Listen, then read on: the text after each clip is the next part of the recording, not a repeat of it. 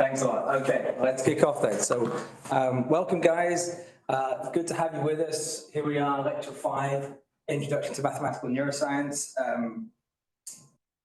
To those to whom it is not obvious, we have a venue change just for today because there's another thing going on at Fields.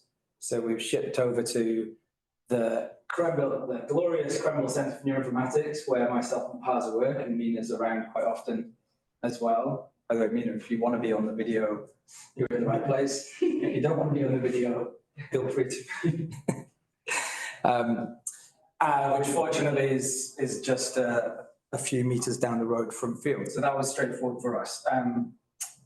Now,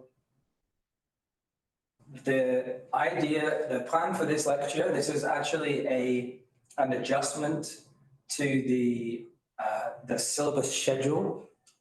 If I skip forward to this list, so you've seen this list a few times. I'm using my laser pointer. There's only 3 people in the room who will benefit from it. Okay, I guess I can use the mouse as well. You can see the mouse on the Zoom. Yeah, okay. I'll try and remember to use the mouse. So you see our syllabus, our plan here. I did a little bit of a switcheroo here around about lecture 5. This was inspired to some extent by just the content of lecture 4 and thinking that the topic that was originally, I think, the next lecture kind of fit better as the follow-on. So did the kind of change up on the plan for today on Monday to Parza's distress. But yeah, all good. So the reason why is because what we've had over really the whole of the last 4 lectures, especially, is what we see here on the right hand side. We've been working our way up this spatial scale arrow, thinking about small things, then medium-sized things, then kind of more medium-sized things, if you like, more meso things. So the natural thing to do is just to keep going on this, and the kind of end point of our spatial scale arrow is whole brain.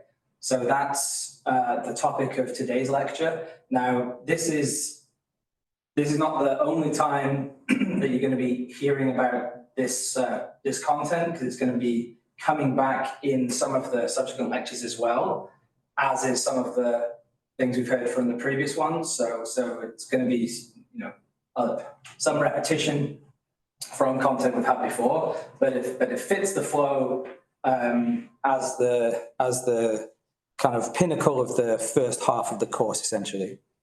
So whole brain modeling. What I want to do, so the plan here today is going to be a certain amount of anatomical neurobiology background, and then, which I'm going to go through next, I think about 30 to 60 minutes. And then we'll get into what are we going to do with that from the computational theoretical neuroscience point of view. I think we'll take a break briefly before we jump into that. So that's what we're going to talk about for the first part. This is a poster of, you can get these for your wall. I think I actually had this on my wall or something. It's kind of thing that med school students have. Okay, so human brain, it looks like this. We've not really been thinking much about human brain from this whole brain kind of viewpoint, right? Really what we've been thinking about so far is we've been kind of zooming in quite a lot and thinking about what's going on in some little pixel on the screen, effectively. But the macro scale structure of the human brain, there's a lot of interesting stuff going on, and there's a subset of that interesting stuff is quite relevant to how we approach this as computational neuroscientists. And the first set of considerations is really around the gross structure or the gross geometric properties of the brain. What we often do as neuroimaging scientists, I say we, like neuroimaging scientists such as me, myself, often do this thing that there's kind of a jokey term for that's called cortical chauvinism, but where we kind of focus on the cortex and we ignore other parts of the brain. I'm going to kind of do that here. Not necessarily because I embrace that per se, but just that's kind of enough to talk about. But what that means, just to clarify the neuroanatomy statements there. So, in this section here, this kind of gibbly pink thing in the middle, well, where my mouse is pointing over, or to be more kind of technically accurate, this gyrated, folded, multilobular, 6-layer allocortical part of the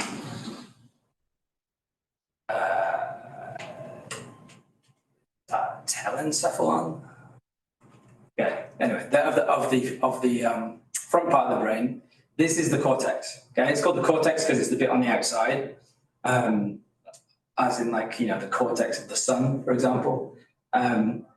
So, and it's actually the largest part of the brain as well, the largest structure in the mammalian brain, and particularly the human brain. I should say in the primate brain, and particularly the human brain, not all mammals, but certainly all primates, and definitely Homo sapiens. The cerebral cortex is the largest part of the brain, and that is one of the reasons why we kind of tend to focus on it. Another is just looking at large things is easier than looking at small things. But the small things that we're not really going to think too much about today is to first approximation, the stuff in the middle. Okay, so the basal ganglia, which are the kind of these little nuclei around here, the cerebellum over here at the back. It's not that small, but it's smaller than the cortex. The brain stem, this bit here. So yeah, these are important parts of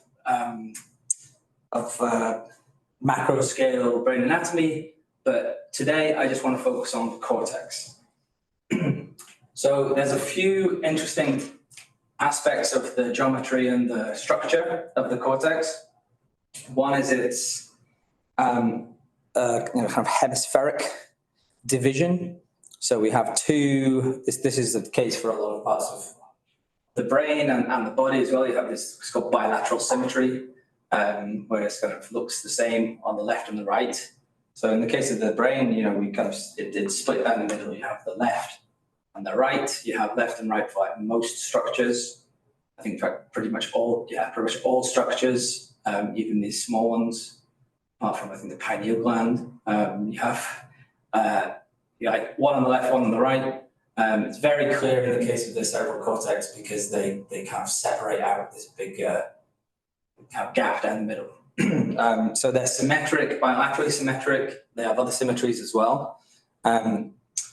Another is that they're kind of spheroidal. Okay, in other words, they're kind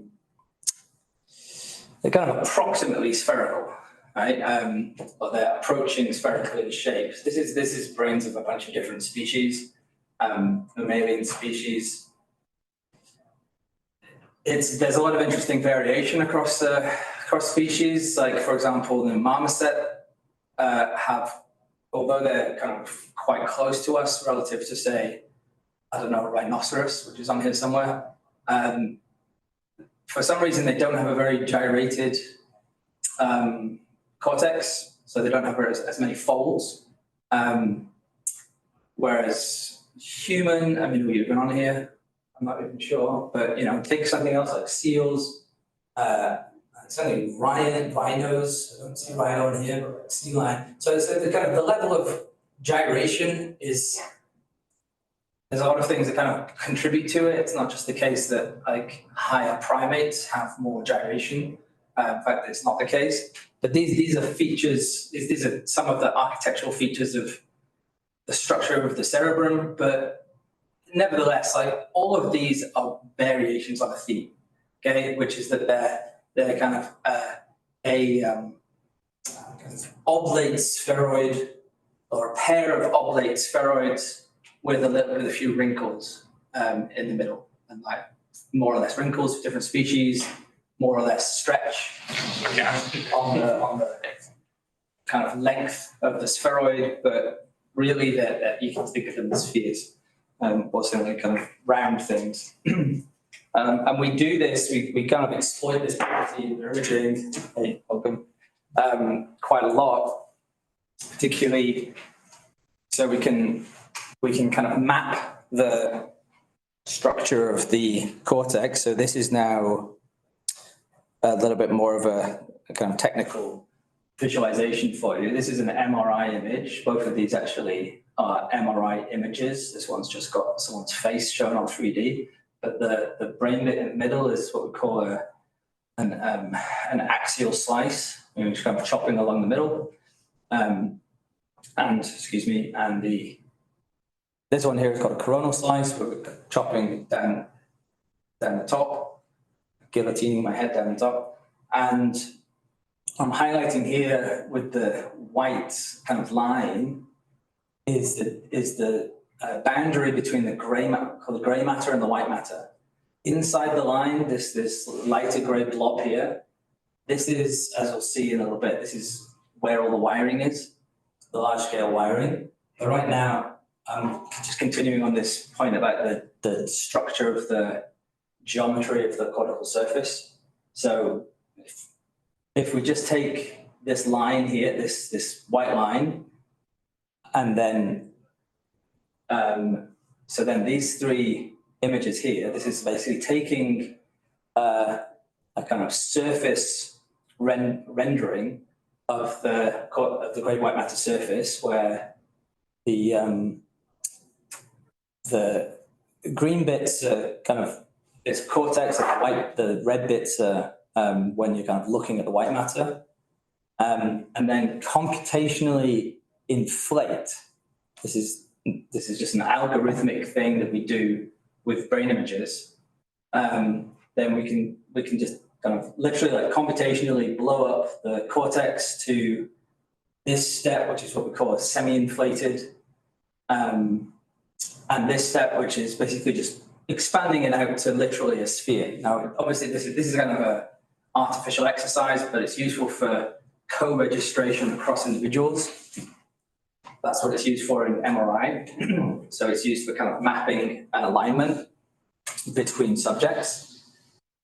But the key point here is that it's exploiting this topological property of the cortical surface, which that it's kind of topologically equivalent with a few caveats to a sphere, right? It's like a scrumpled up sphere, okay? So that's something that we know and we use in MRI, and it's something that is kind of relevant to some of the approaches to whole brain modeling that we'll talk about in the last part of this lecture and in the tutorial.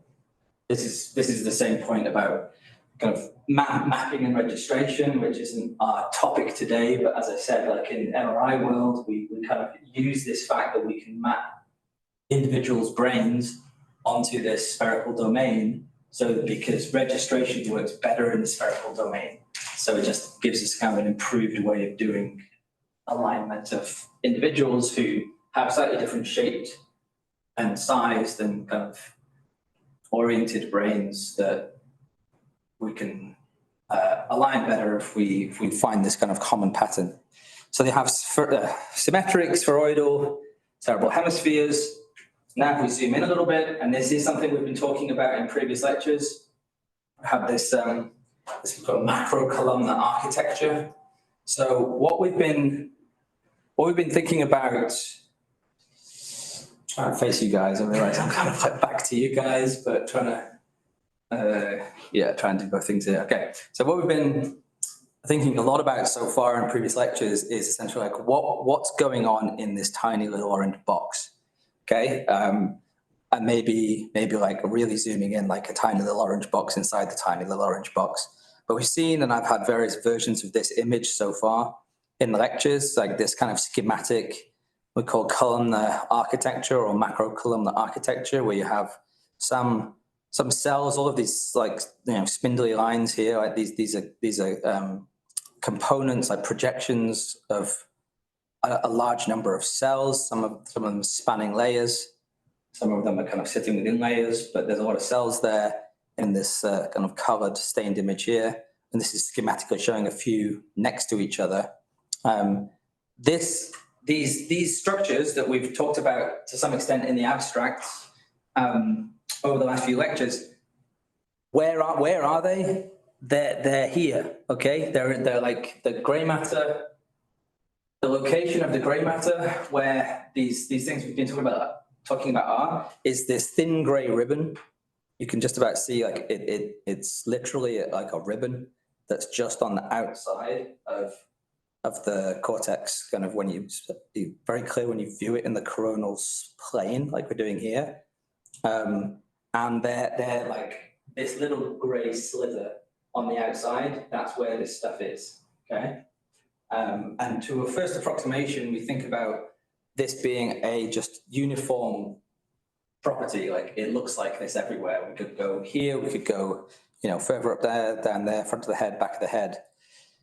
Slightly different if we go kind of further in to these slightly evolutionarily earlier cortices. We have like one or two fewer layers, but basically the same general organization. So uniform macrocolumnar architecture. Next thing, so I've got four gross properties I want to go through here, is the local, essentially the lateral connectivity structure. So this is what I'm getting at. We have three kind of net adjacent columns here in this image. That will be these white circles here in this sketch that's from Blue Brain models. And if you look at that from the top, in the kind of idealized organization from the way that it's been represented by the Blue Brain folks in these images, but this is basically how we think about it. So each of these like little hexagons here, this is one of these lines of white circles here, right? So, you know, we talked about neural fields last time. I was saying the reason why I moved this lecture in to come after the previous one is because it actually follows quite closely from the content of the previous lecture, particularly in this respect. So when we were thinking about local connectivity kernels with a certain exponentially decaying profile, and we talked a little bit about those being kind of part of the structure of the visual system in particular. This is the local connectivity structure, the local lateral, basically field-like connectivity structure. And the way we understand how that's wired is that it's homogeneous. It's kind of, again, the same everywhere, translationally invariant. So that's the local connectivity, kind of the nearby adjacent connectivity. Then the fourth part of the picture, the kind of key anatomical foundations for thinking about whole brain models, is what is the picture for the long range connections? Okay, long range, I basically mean a few centimeters in a nutshell. I mean, it's a bit of a moving target, but coming to my previous image, so I showed you this. This is a T1 weighted MRI, as I said, in the coronal section. You don't see white matter very well in the coronal section in terms of, you don't see that it's actually a bunch of cables. What you see is just a big homogeneous white blob, a bit undifferentiated tissue type, as we might say. If we use other techniques like diffusion MRI, where we can reconstruct fiber pathways, we can kind of see, if you look in this, like from the same angle, like looking on a coronal plane, that you've basically got a bunch of connections, which looking at a different angle now, looking from the side now, a bunch of connections. So this white matter structure has basically got a whole load of wires in it that are interconnecting different parts of the cortex, different parts of the brain, and they can be pretty long, right? This is the long-range wiring structure of the brain and particularly of the cerebral cortex. The white matter is actually the largest tissue type in the brain, again, particularly in humans and higher primates. We've just kind of evolved to have a lot of connections. And that kind of makes a certain amount of intuitive sense. I mean, connections probably are smart things to have, so we seem to have a lot of them. But the long range connections are different than the local connections, in that the local connections, as we saw here, these are really like, if we say here, this column connecting to this column with some axons that are going to be just kind of trickling along here, going over there. Or they might be spanning some of the other layers. So trickling along here, going over there. So there's some local connectivity here, okay? But the long-range connection, this doesn't leave the grey matter, or at the very least, the most it kind of runs along the bottom of the grey matter. It doesn't go deep into this bit, as I said, the white matter.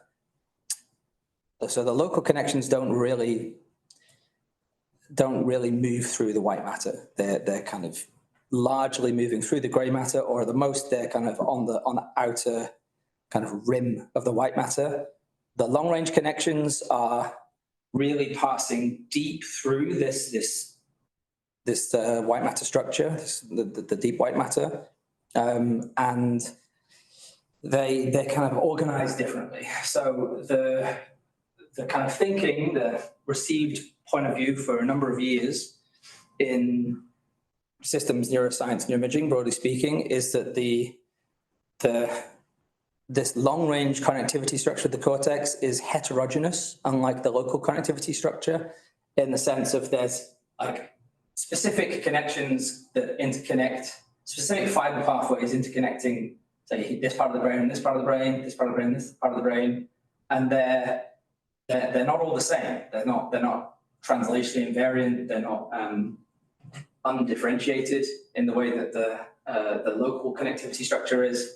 And so we call it heterogeneous. So those, and people who study white matter and think about these things, they kind of label these things, right? So we have distinct white matter pathways like the corticospinal tract we've got here, or you can see this thing we call the arcuofasciculus, or the superior longitudinal fasciculus, this purple one here. This green one we call the inferior longitudinal fasciculus. The blue one just sitting at the back is I think is the thalamic radiation, but the corpus callosum is sitting there as well. So, anatomists have a lot of words for white matter pathways, and they're kind of like labeled entities, essentially. So homogeneous local connectivity, heterogeneous long-range connectivity, and this geometric properties of the cortical geometry, and at the micro level, this macrocolumnar architecture. Those are the gross properties of the cortex that are relevant to whole brain modeling. Now I want to summarize next a few things about functional neuroimaging, because that's going to be our kind of explanatory target for the models that we're going to be thinking about today. Now, so this is like an old image at this point, but this is an old image, it's kind of referencing an even older image.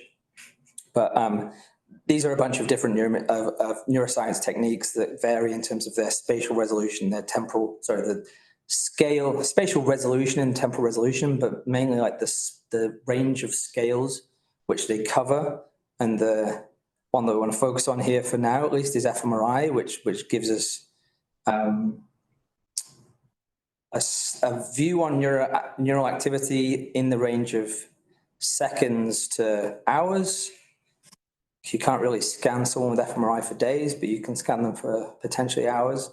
And at the spatial scale, we're kind of going roughly down to about the millimeter scale, and then up to essentially the whole brain. Okay, but other neuroimaging techniques and physiological techniques have different combinations of these spatial and temporal scale coverage profiles, and that's this is kind of neuroscience encapsulated essentially, is we have these different snapshots of brain systems with a variety of different techniques. With fMRI, it's this mofo over here, which we use for other things than just functional brain imaging, but functional brain imaging is using MRI scanners to track blood oxygenation signals that are indirect proxies of neural activity. And they're what like metabolically mediated signatures of neural activity fluctuations. So the kind of initial focus of the first few years of fMRI was these kind of things, like take condition 1, condition 2, do a contrast, and then get these kind of maps, or we call them blobs, that are telling us that there's some part of the brain that's kind of more active in this task than another task.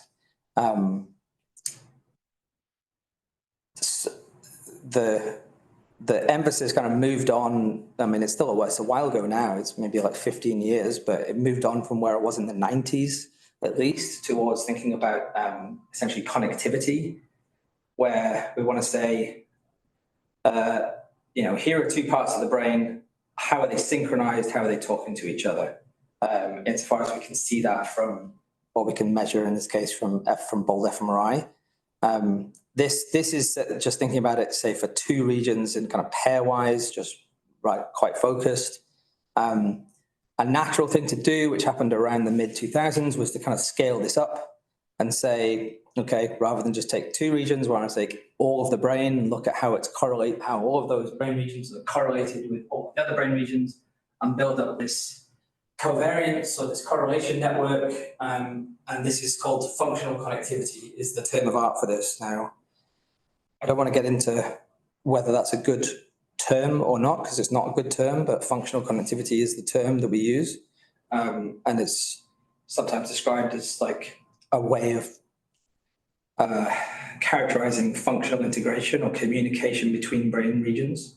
And this element of like scaling up to large scale networks as opposed to pairwise brain regions, this has the general kind of label of connectomics or macroconnectomics by analogy with genomics. Okay, so rather than the map of the genes of the genome, we're mapping the connections of the connectome. Pretty quickly, this idea which came from brain imaging, structural and functional brain imaging, was kind of adopted in other parts of neuroscience who were not doing brain imaging, but doing things like axonal tracing. So now there's kind of at least two domains of connectomics. There's microconnectomics and macroconnectomics, where the macroconnectomics is the neuroimaging people. Microconnectomics is the kind of mouse, rat, fly brain axonal staining people. And to some extent, there's the middle, which is the mesoconnectomics, which is maybe the most interesting, but not as well characterized. We're mainly thinking about the macroconnectomics here. Ravinder, you've got a question. I'm going to pick up your question a little bit when I got to a certain appropriate point, but I see it, so thanks for that. Thanks, Baza. So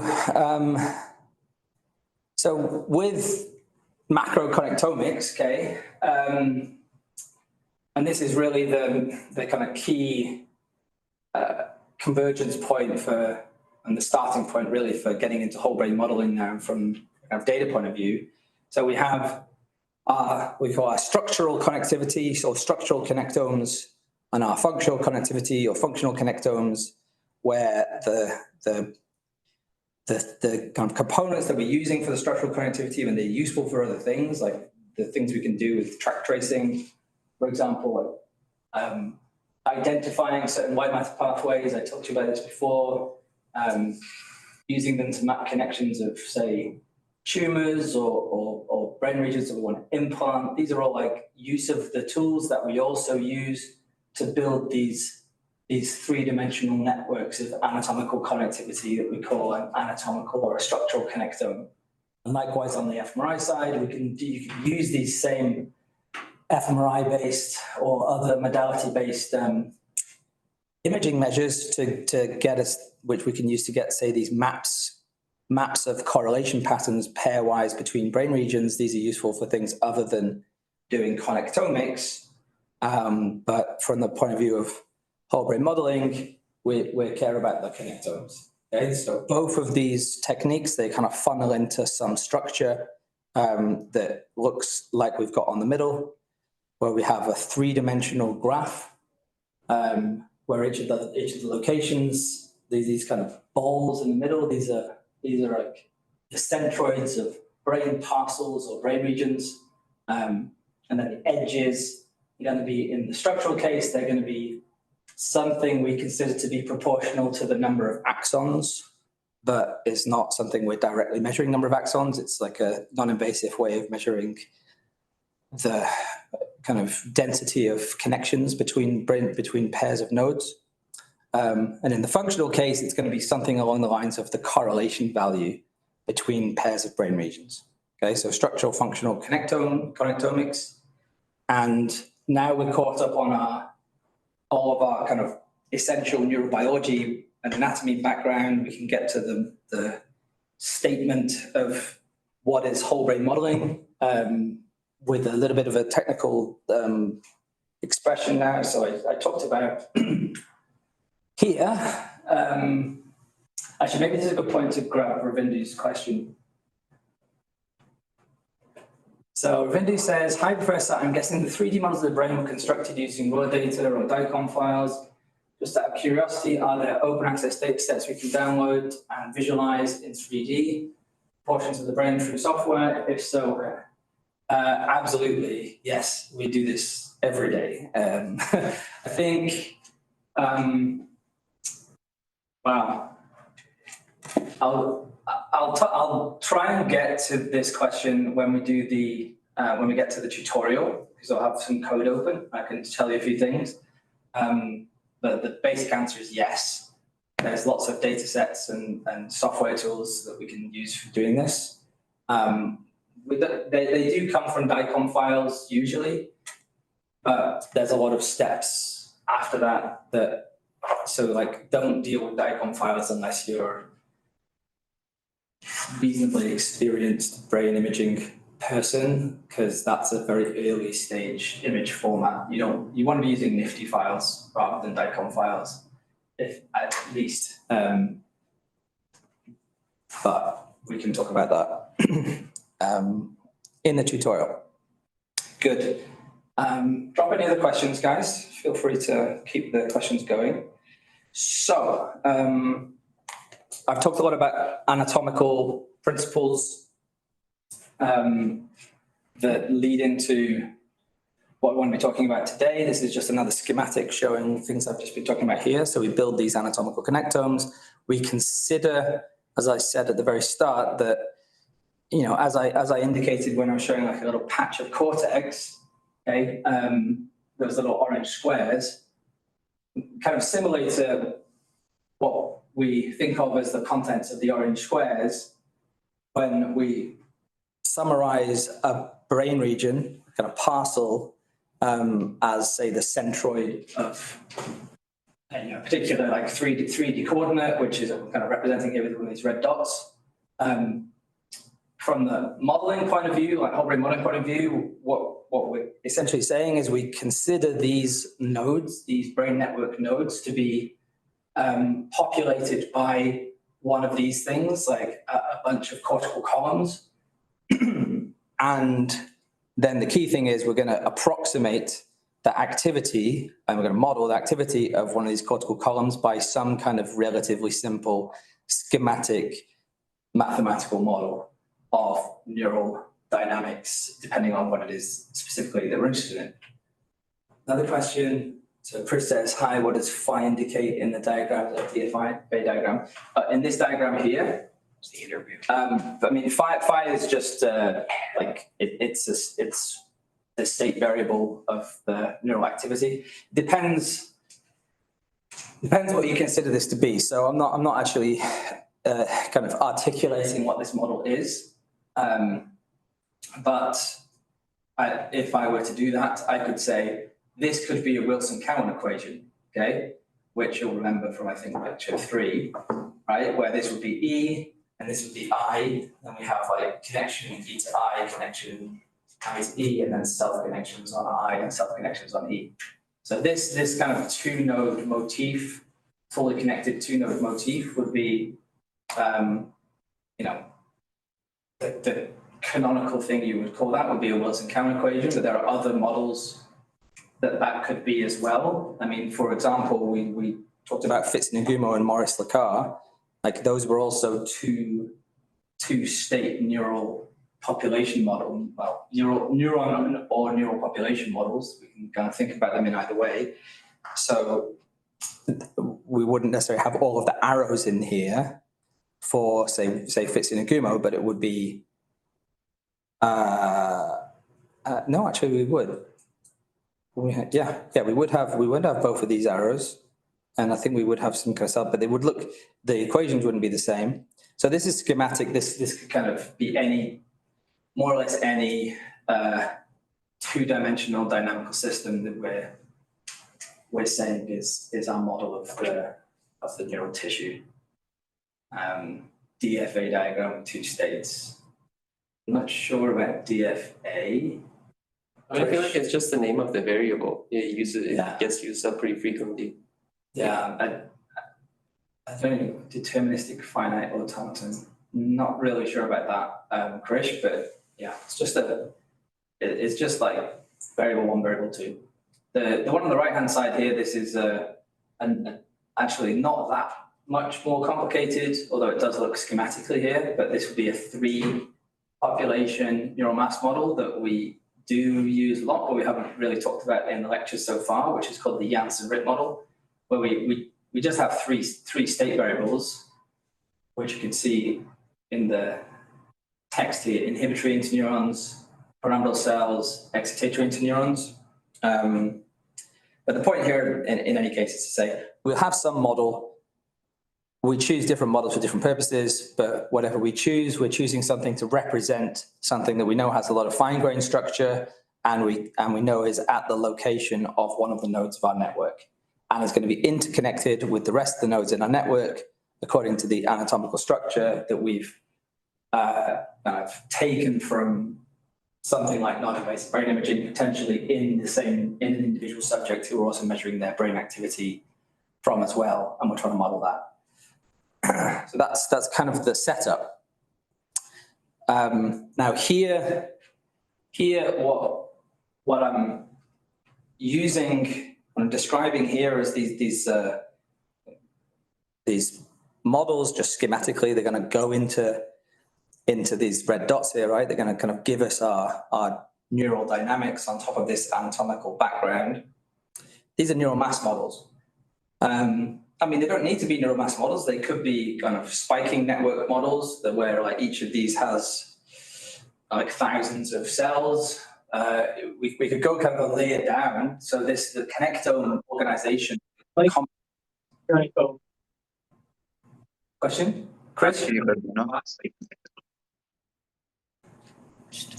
Sorry, I didn't hear you too well there, Krish. Maybe drop the question in the chat and we'll follow up. Yeah, so we can kind of in this general approach, we can accommodate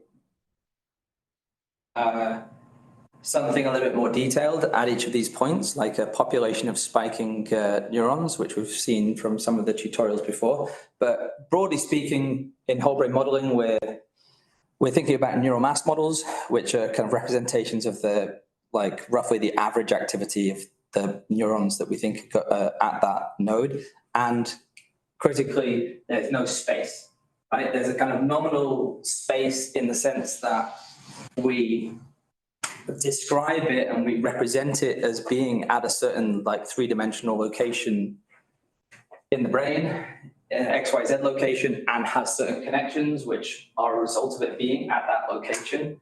But these equations themselves that we put there, they don't have any understanding of space. They're point process descriptions of something that we kind of essentially have no view on its like physical internal structure, just a kind of abstract internal structure. So that is neural masses. Now that's in distinction to neural fields, okay? And that comes back to a little bit of the anatomy that we were talked about previously as well. And we've touched on this in previous lectures. So so you'll recall from the previous lecture that the general concept of a neural field is, if we take one of these squares here, is some patch of tissue where we'll kind of grid it up, we'll discretize it, and we'll say each of the points in that patch has some connectivity to the areas adjacent to it following some kind of local connectivity kernel. And we talked about exponential kernels and Mexican hat and wizard hat kernels as well last time. So, but this is the neural field, okay? The other part of this diagram is this little line here, okay? So this little line is basically like conceptualizing for us a called 2-point neural field model, where so basically saying we have a neural field over here, local neural field, we have a local neural field over here, we have some long range connection that's connecting them, and it maybe has a non-zero time delay. So that's a still kind of relatively simple model in the grand scheme of things. One of the kind of main questions when you're putting these together is how do you essentially kind of funnel all of this into what goes into the signal that travels along this wire. But broadly speaking, like it's, I think, pretty clear. Like we've got, two neural fields coupled by one long range connection.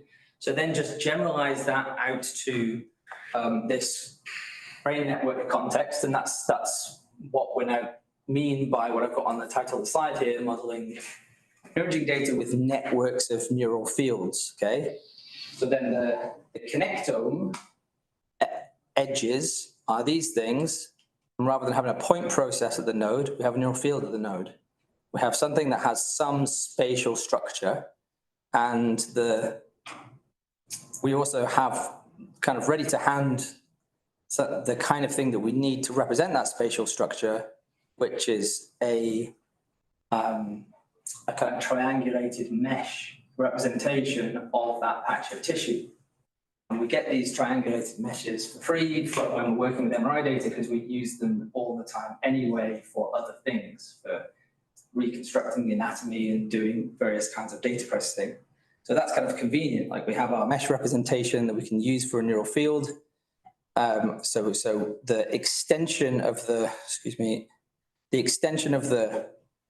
basic kind of core whole brain modeling framework, which is connectome plus a bunch of neural masses, is connectome plus a bunch of neural fields, local neural fields, where the structure of the local neural field will be some kind of spatial kernel sitting on top of the mesh vertices of a structural MRI, T1 MRI image that we can get for kind of standard structural data processing, brain imaging structural data processing approaches. The best way of jumping in on this stuff is a software tool called the Virtual Brain, which we'll use a little bit in the second part. And I mean, there are other ways of doing this. You don't need to use TVB, but the particular, I guess, kind of feature from this point of view of TVB is this extended type of whole brain model where you have the neural field sitting at the nodes. This is not that standard to do. It's a natural kind of conceptual extension of the primary type of whole brain model, which is just the neural masses, okay? But if you want to do the neural masses plus the local neural fields, the easiest way is to kind of use TVB, because TVB has that kind of baked in from the start, because the people who developed this tool were the people who also came up with the concept of the 2-point neural field. But it isn't necessarily a feature of a large amount of the published literature to date. So I'm getting up to, I think, the final point on the background, and then we'll take more questions and then a quick break. So it's just kind of like wrap up what we've had so far with a kind of framing that has also from the TVB kind of crew. So this is a big fat equation from a paper with a large number of big fat equations from Paul at Saint-Léon. I mean, it's actually more or less what we call the TVB equation. It's kind of the general equation underlying everything that you can do with this software library, more or less. And general in the sense that it kind of covers all of the possibilities. And that's just what I'm kind of indicating here. So I'm not necessarily going to decompose all of the terms here, but I just want to kind of lay it out for you. So this is, we're saying we have some differential operator acting on our state variables. So our phi, our psi here is our neural activity. So the dynamics of our neural activity is defined by a bunch of stuff. A bunch of stuff we can break down into some local neural dynamics called neural population dynamical equation. That's going to be capital lambda here. And this is basically our neural mass model. Okay, so I'm just kind of showing a figure from a paper from my student Serenza that just conveniently has 4 different neural mass models in a little grid here. So I'm just showing like you could choose a lot of different options for what equations you use here. Whatever you choose, it's going to be something that more or less represents. I mean, it represents some kind of circuit structure, which might be something to do with the connection organization of cells in a cortical column, or potentially across the cortex and the thalamus in a corticothalamic loop. But we still consider that to be one atomic unit, one node in your network. And schematically, we would kind of represent that same way we had the images we talked about earlier on. We have, say, E and I, or E and I in this case, or in this one, it's E and I in the cortex, E and I in the thalamus, and then a corticothalamic circuit loop that connects those two. These are some of the options.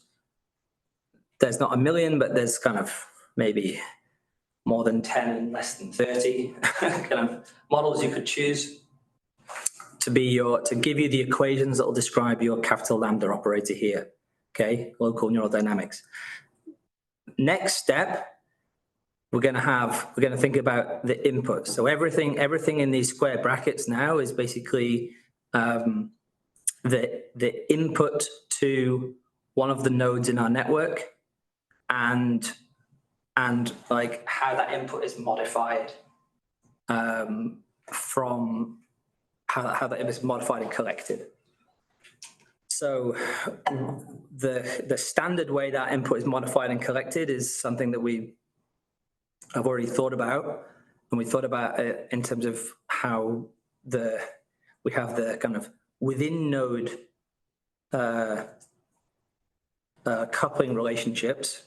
So the activation function. So I'm just showing here, and it's also a figure from Serenza's paper. So this is like sigmoid with a bunch of different parameters. You know, it doesn't have to be a sigmoid. Could be, we had a different activation function for like FI curves we saw before, but something that's kind of transforming inputs or operating on inputs. That would be kind of your activation function there. And that's operating on a bunch of stuff on the inside. So these things now, we've got some stimulus. So this could be like an injected stimulus, this capital psi here, capital psi. We've got our local neural field kernel. So this is one of the I guess features of this big fat notation formulation is that accommodates having, the reason why it's doing a little sum here is it's basically defining a few levels at which we have a local connectivity structure. The details of that don't matter so much, but the point is that there's part of this would be this this local spatial kernel. You know, I talked about that being something that's defined over a cortical geometry. You can just about see that here in the zoomed in image. So the local neural field kernel accommodated here. And then the other part is what we've been mainly talking about so far today, which is the large range, long range, heterogeneous connectivity structure, the connectome. Okay. And that's going to be now doing some operation on the activity of the other nodes in the network. So our psi here is coming back, but those are potentially going to be activity of other nodes in the network at some earlier point in time, because we have some non-zero delay between the nodes in our network, and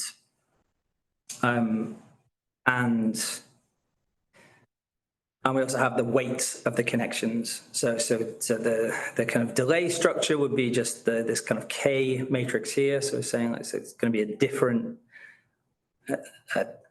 delay kind of window for different network connections, depending on, you know, how far away they are principally. And then the C would be the actual weighting of the connections after we've accounted for the time delay. So that's the general structure of the kind of, let's say, TVB master equation, or the most general type of like structure you can give for a whole brain modeling canonical brain equation. The twist on this, which we'll come to later on, is that often we don't need it. It should be a huge surprise, to be honest, that we don't necessarily need all the detail all the time.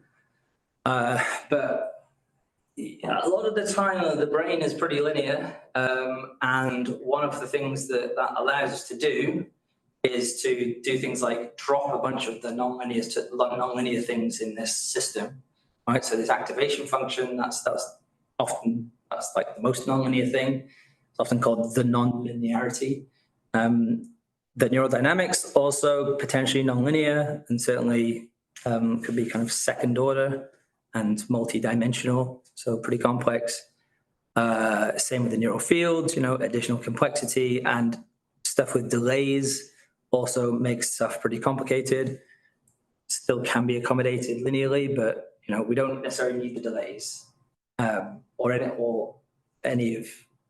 or some of these different kind of features of the full system. And what we can often cope with, or reduce this down to, is some kind of pretty simple linear matrix equation for a linear dynamical system that we can do some pretty trivial analytic work with and learn a few things about at least how the model thinks the model behaves, or the model thinks the brain works. So we'll come back to that. But I'll leave that to be kind of finished up. Okay, so that's the background. I think let's do a check on questions on the chat. Yeah, a few more things come in. Okay, so yeah, Ravinder, yeah, the diagram could be part of Wilson-Cameron equations, the one where we had two states, but it could be another one. So Ravinder, you're asking for links to the paper, the diagram. I can tell you the reference for it. Sanz Leon, S-A-N-Z. I'll just Leon, 2015. I think the diagram is from Spencer's paper. Oh, it depends what I was talking about. So. Paper with the diagram. Yes. Okay, so you do with that. But I think, yeah, they might be right. You can also send Saranza's. My archive is not working. Oh, yeah, it's down. Yeah, where Oh, really? Oh, it could convenient. Right. So I'm going to pause. I'm also going to take a quick break, and then we're going to come back on like how we use all this stuff for one particular type of scientific question that we have with whole brain modeling, which is modeling resting state brain activity.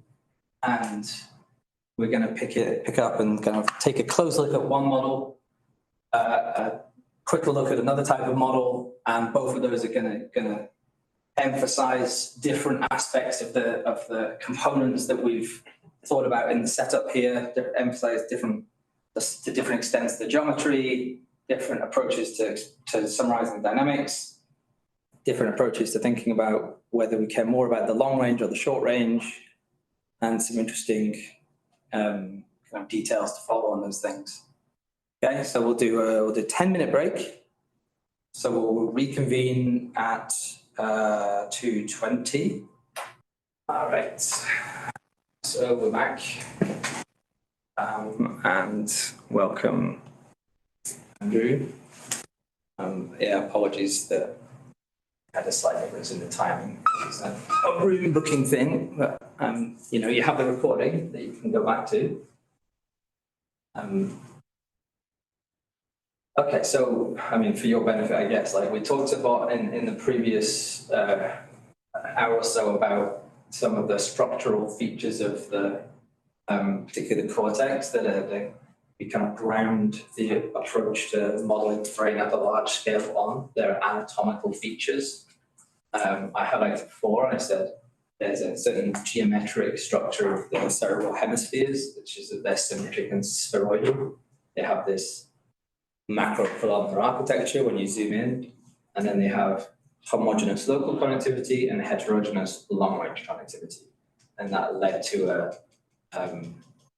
a general approach to whole brain modeling, which is connectomes or connected networks of either neural masses, if we say spatial structure at the node, or neural fields. If you want to say there's some local kernel wiring structure at the nodes. And there was a kind of general universal equation offering for that we're not going to unpack. So now we're going to think about application and getting into some of the specifics of one modeling approach that is following the kind of the paradigm that I've laid out just now. But part of that, this is a kind of side note with respect to the modeling, but this is an interesting, I think, feature of the neuroscience of this. So RSBD here is just an acronym I'm using for resting state brain dynamics. So in neuroimaging, in neuroscience, there's a lot of interest in like what the brain does at rest. The reason why we use the term rest is because it's usually kind of as compared to task, where task is something that's like very clearly like look at pictures, press a button, do some mental arithmetic, something that's kind of clearly cognitively engaging, versus rest as an experimental paradigm is sit still and don't think of anything and stare across or close your eyes. Okay, so from that point of view, it's rest, but you know, is that like in any real sense rest from the point of view of what how the brain thinks about what it's doing? Probably not, because the brain is probably doing plenty of stuff when even cognitively, when we haven't told you to do something explicitly. But nevertheless, we kind of turn this general scenario of like non-externally or task-driven cognitive states as resting state, and we have some kind of concepts around what we make of what we're seeing when we're looking at resting state, at recordings of brain activity at rest. So I'm listing this here. So these are kind of 5 theoretical perspectives you'll encounter in the neuroimaging, particularly literature, about what what resting state brain dynamics are. One is mind wandering, or a version of that is like internally directed mentation. The reason why this is got a lot of currency is because it's kind of intuitive to some extent. Like if you leave someone to run devices, then they'll mind wander. It's kind of obvious to some extent, but also there's a certain set of like decently designed experiments that show that you ask someone to do mind wandering, their kind of brain activity looks quite similar to things like when you ask them to kind of recollect certain, recollect autobiographical information, do certain kinds of self-reflective memory. Okay, so there's something going on there. From the modeling kind of systems neuroscience point of view, and coming from folks who kind of my mentors in this field essentially, is this more kind of jargony, I guess, idea on the second one, which is resting state brain dynamics reflect noise-driven exploration of the brain's dynamic repertoire. So we'll kind of get into some of the pieces of that, but in a general sense, you think of it as the brain, or the brain mind has some state space that it will kind of move around. And when you have some explicit task, then you're kind of directing it towards a particular part of your mental neural state space. But if you don't have that, then it'll wander around. Okay, and maybe the thing that determines the wandering is some just background noise, unstructured background noise that's kind of doing some pushes, but not in a particularly non-random way. A related concept to that starts going in the direction of some of the dynamical systems ideas that we've talked about is saying resting state brain dynamics reflect noisy perturbations to a stable or a multi-stable fixed point structure, potentially in a critical regime, close to a bifurcation. So this is even more jargony than the first one, but we do know what some of this jargon means, and we'll actually expand on this and the specifics of this in the next few slides. Next one, okay, these are not mutually exclusive, some of them, one is quite different to the rest of them, but the like 2 to 5 potentially different perspectives on the same thing, which is I think what's interesting. So 4 is random physiological fluctuations are filtered through local brain dynamics and global brain network structure to generate dynamic patterns of resting brain activity and functional connectivity. The active terms there are kind of indicated in bold, okay? So random fluctuations, filtered, okay? And filtered through some part of the filter that is essentially the model or the dynamical structure of the local node, and filtered through the dynamical structure of the network. That's what we're kind of getting at here. There's a local and a global component, but we can think about this as just like a way of just filtering noise, filtering background noise. And then our last one here, so steady state resting state fMRI covariance structure is well approximated by linear graph diffusion. Spatial patterns are the eigenmodes of anatomical connectivity. Okay, now we're going to roll with the second part of that being, I'm kind of jumping the gun here, but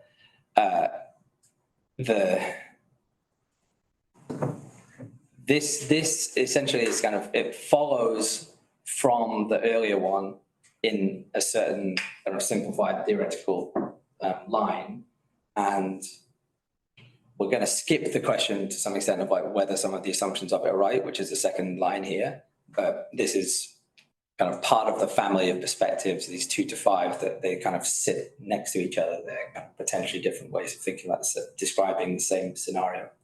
So I'm not going to kind of go into each of these in a lot of detail. I want to at least state them for you at the start, and then some of the model concepts and demonstrations that we'll get to do speak to some of the specific technical terms here, but I kind of could do like a whole lecture on just this. And I have done that. Here, I'm just kind of giving you a snapshot and then I'm going to kind of bring it back in at a few points as we go. I think there's a question. Why do you say that mind wandering is not the same as like exploring, noise-driven exploration of the brain's dynamic repertoire? Like, why could It's this not. not be the same thing? Oh, yeah, no, it's a good question. I mean, the reason why I'm kind of separating 1 from 2 to 5 here is that 2 to 5 are they're kind of systems descriptions of one or other kind of type of dynamics. Okay. that are like, we can write down equations and that more or less these are descriptions of. Mind wandering is, it's kind of it's a cognitive task, right? So it's a cognitive function. So whatever our models and our equations are doing when we simulate them, they're not mind wandering, right? In the sense of mind wandering being some, like genuinely active human-ish cognitive function. So that's kind of the difference. Is like these are statements about dynamical systems. The first one is a statement about kind of just human cognition. But obviously we kind of want these to be related, but at a core level, they're not the same language. Okay. At least when we express these in a more mathematical language rather than a verbal language, which we can do for these, but we can't really do for this one. Okay. I'm not sure about that. Okay. Interesting. No, interesting. Maybe we can come back to that. So as I said, I'm not going to go into these in too much more detail, but the idea of like filters is essentially like we have some sieve and like the dynamics and the connectivity like filter noise through. So then the activity that we see is some kind of, broadly speaking, like dynamically filtered noise. The noise being this kind of slightly decomposed Gaussian distribution here, and then the activity being this brain activity and this brain connectivity pattern here. Okay, so these things are kind of filtering noise. Noise through, noise goes in, brain activity patterns come out. So we're going to get in on functional connectivity now. I'm using this term here saying steady state covariance structure. That's just a slightly more kind of statistically descriptive, but also verbose way of saying functional connectivity. But as I said, I think functional connectivity deserves to be replaced. And what we mean when we say functional connectivity is we mean correlation structure or covariance structure. The steady state here is it's like both a kind of technical term in the sense of what we're looking at is steady state activity now that's not a kind of immediate perturbation driven response. But it also kind of relates to what we're talking about with resting state as such, as it's something that is not like a paradigm where we have stimuli come in and brain response. It's like a period of time where we're going to consider that, there's not much changing from the point of view of the brain state. So when we go about putting our models together for this, we have lots of decisions. We have to ask, what is the time scale that we're looking at? What is the level of anatomical, physiological detail that we want to be going into with our models? The timescale question breaks down into kind of slow and fast. So slow essentially means that we kind of will go in at a phenomenological level in the sense of we know that neural activity in terms of in the way that we can describe it as whether it's individual neurons or whether it's kind of populations of neurons that are synchronizing, or we can describe by a mean. Like when we're talking about neural activity, we're talking about things that are fast in the sense of they fluctuate on the order of milliseconds to tens of milliseconds. They have lots of slow stuff as well, but they're like principally in the range of tens of milliseconds. fMRI is not in the range of tens of milliseconds, so we kind of have a choice to some extent when we're thinking about fMRI connectivity, is whether we attempt to go down to the fast time scale and kind of build back up to the slow time scale, or whether we just go straight in at the slow time scale and then don't bother ourselves with trying to connect that in a elaborated way to the dynamics of the individual components, the neurons, the neural populations that we know are ultimately at the bottom of things. So these are the considerations, and then one kind of what's intended at least to be a reasonable compromise is a model that we're going to think about here now that is developed by Gustavo Deco quite a long time ago now, and it's a neural population model, a mean field model of neural activity that has a lot of like physiological detail in its derivation, but is focusing on the slower side of the kind of dynamical range. But it's not a kind of fully phenomenological slow timescale model. It's a fast timescale model that's focusing on slow things in a nutshell. Details of that will become clear as we go. So the model that I want to show you is these two slides here. So this work from, I want to have the reference, I want to show you okay, I don't have a picture for the paper, but the paper is this Deco et al. Journal of Neuroscience, 2013. And what Gustavo Deco, I call this Deco Yersa because I believe Yersa kind of contributed to this, but probably wouldn't call it the Deco Yersa model anymore, to be honest. Anyway, the Deco model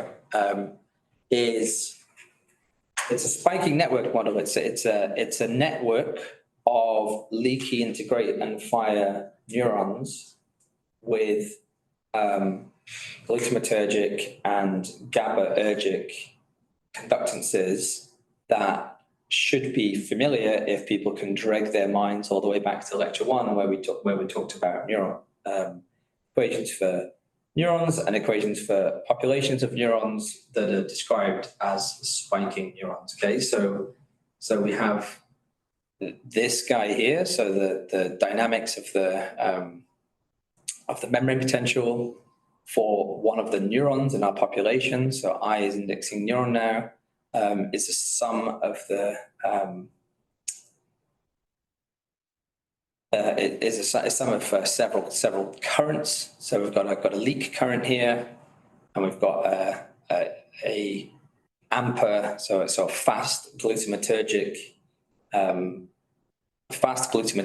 population, which is G sub AMPA, a slow glutamatergic population, which is G sub NMDA, and an inhibitory population, which is called GABA.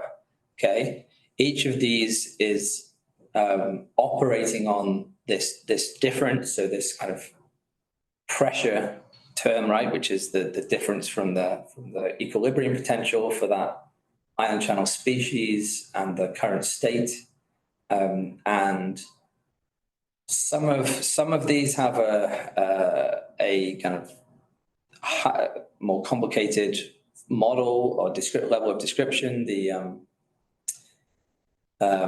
So we have this structure for the ion channel kinetics for AMPA and GABA, and we have a slightly more involved structure for the ion channel kinetics. So that's the opening and closing rates for NMDA.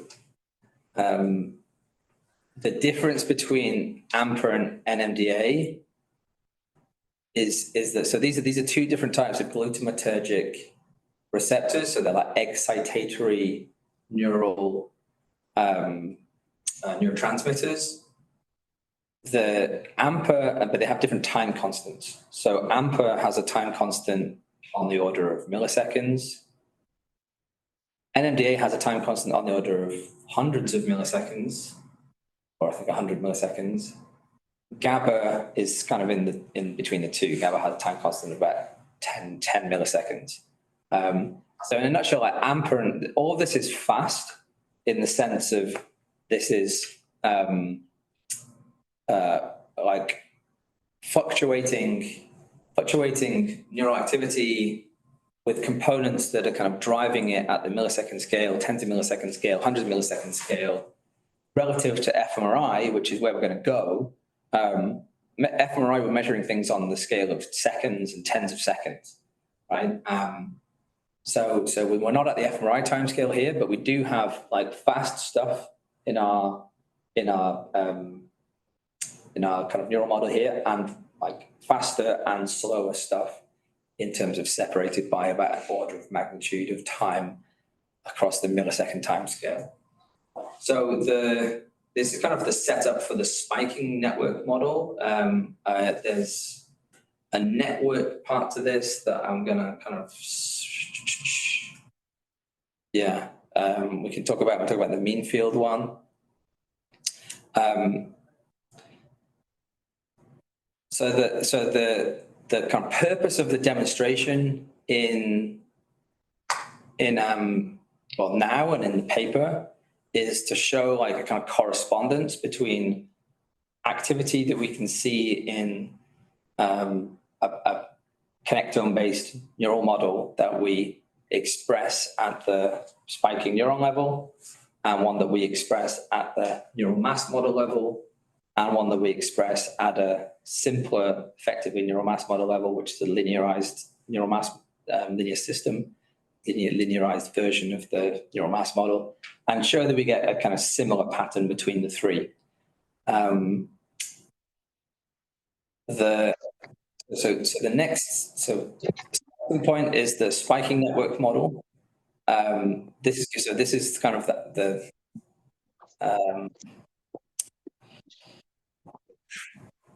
so these are the dynamics for each of our. The other thing that I haven't mentioned here is how we're kind of dealing with inputs. So we have a connectome in here. We have a connectome in here that's sitting in here. It's a W. Okay? So we have a. What else?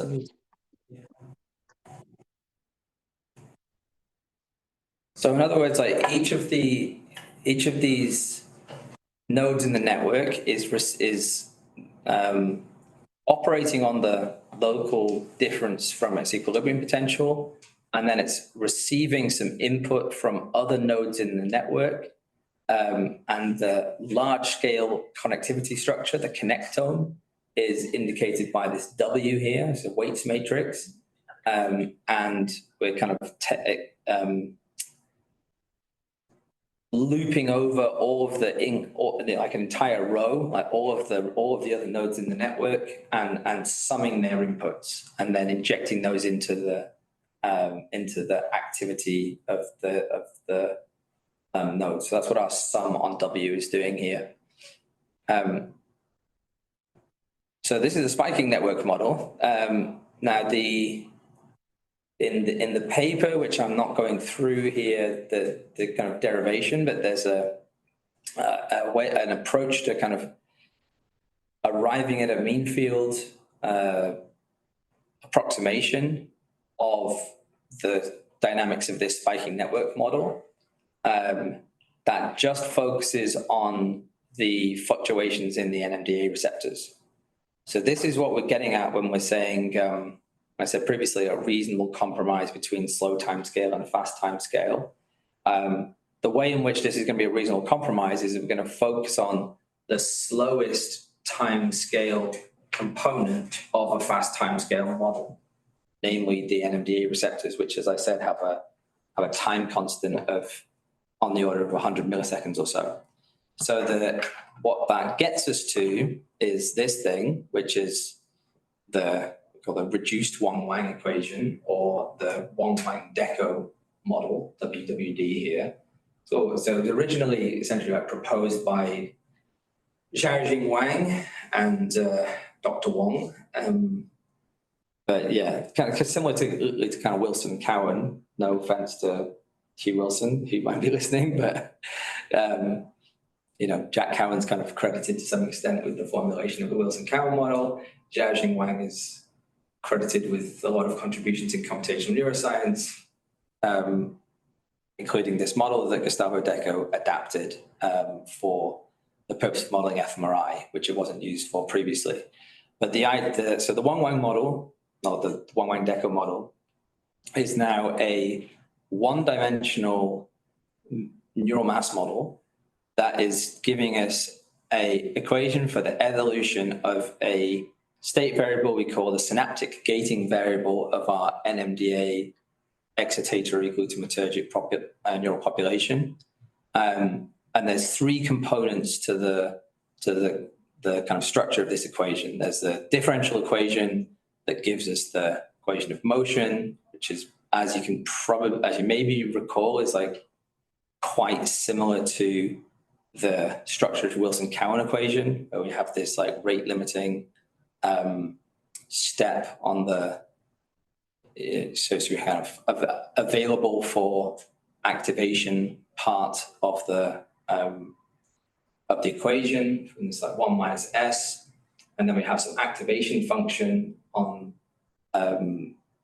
inputs. Okay, this guy here is, you can think of it as a variant of the sigmoid. This is the activation function. So this is like for some incoming input, I'm going to kind of transform it in such a way that we get some saturation if it's really high, we get nothing if it's really low, and we have some linear domain in the middle. And the input is this guy, the x's. So these two are kind of auxiliary equations for this differential equation. But this is the population firing rate at node I. So all these are like index sub I. Okay, the I index is the nodes in the network, and the network is the connectome. Okay, so the kind of large scale brain network. So we've got the population firing rate is a few of the terms in here is we have these J's. So these J's are kind of they're kind of scalar multiplications that give us the kind of synaptic response. Sorry, not the synaptic response. They're what's the right term for the J's here? They're not the connection weights. They're the J's. I thought they were the connections. No, W is the connections. J is like it's like it's a parameter that we have different number for the different population types. That is telling us like what the kind of a multiplication on the connection inputs is going to be, and it's like a global thing that doesn't change. In this context, it doesn't change the connections. Okay, so in any case, like scalar W, scalar J, we also have scalar G. So G is like a global scaling on our entire connectivity structure. And then same thing that we had on W here. So we had kind of the W, just say like W on this slide is not the same as W on the previous slide. The connectome, the long-range connectivity weight matrix here is C. So what we're doing here is we're summing the inputs of all the other nodes. We're kind of looping on J, so looping over nodes, pulling in the inputs from the other nodes in the network because they're going to be J's for I. So all of the nodes that aren't J, and multiplying by the connectivity, and then multiply that by some other scaling, potentially with some external input, although we're not really going to be using that. And all of that feeds into, I should say, the first term here as well is the self connection. And then the second term here is the connection from the nodes in the network. The third term here is, as I said, a kind of an input at a given node, if we have input. All of this plugs into our activation function, which plugs into the inside the brackets of H here, okay? So this is our one-dimensional differential equation mean field model for the time evolution of the NMDA receptor we call synaptic gating. Synaptic gating, that's the variable here.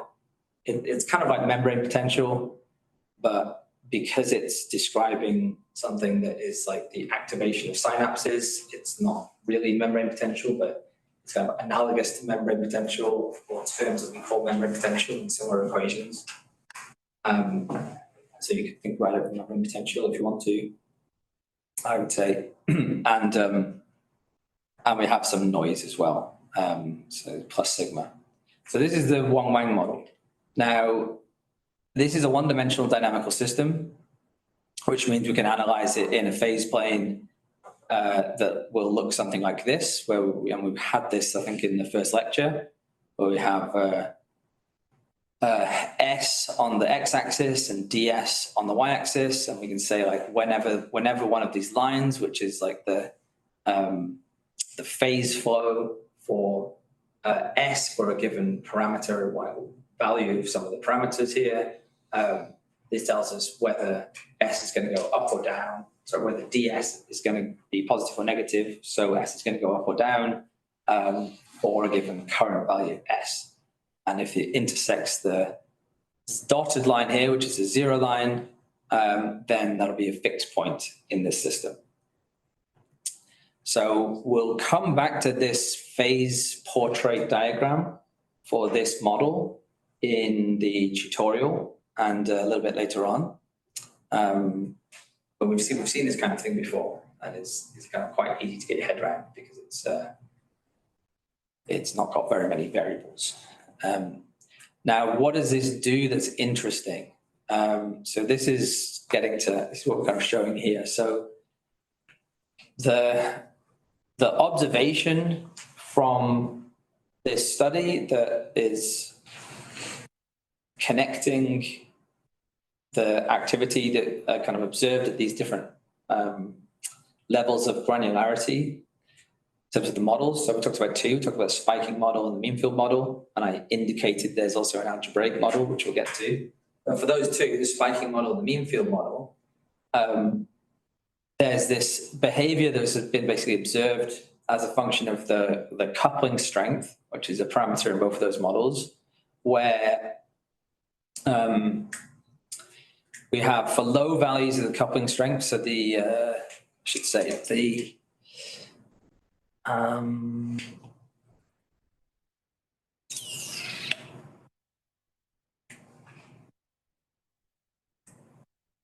I want to say that one of these is the mean field model and one of them is the other one. But we have a spike rate. Okay, so I think this is X.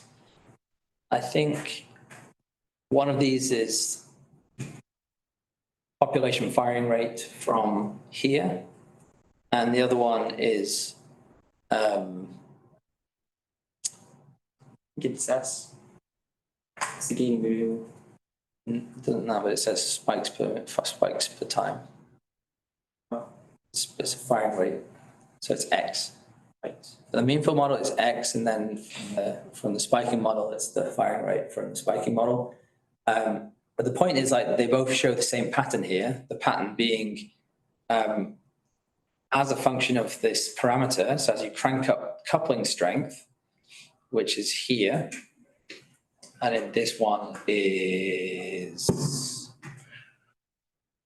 not on this slide, but would be somewhere around here. There's no G there, is there? Okay. As we crank up the coupling strength, you also think about this like temperature. It wasn't the global coupling variable, the big G, in the answer. This one? No, the other slide. Yeah, this one. Yeah. But it's not on this one. Oh, right. I think.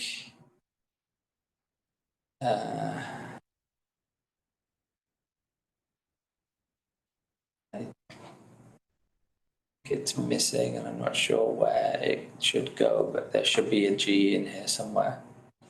In any case, So this thing on the left-hand side, this is like numerical simulation with this model now, for different values of the global coupling. And then, this is just showing time series. So as I said, we've got in this case, a 66 node network.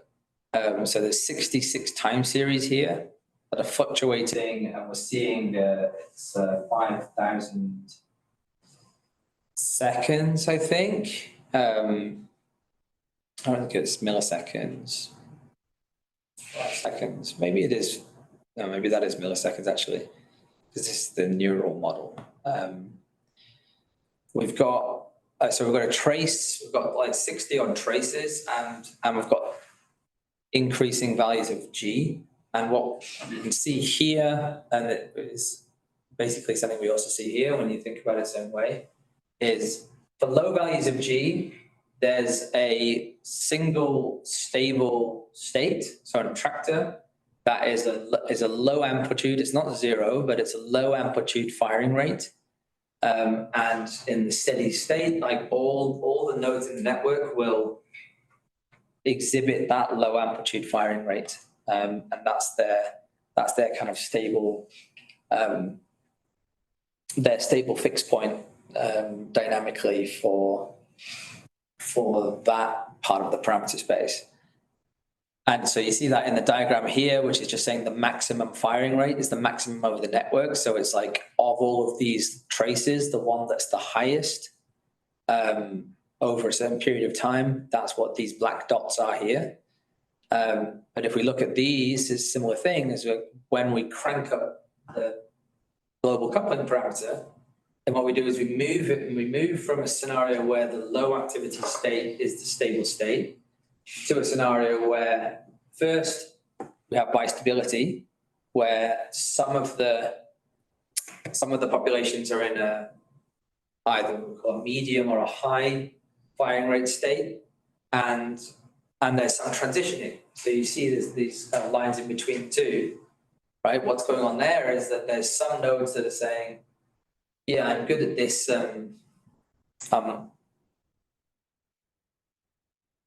I'm not going to be too influenced by, or I'm not going to keep my firing rate stable.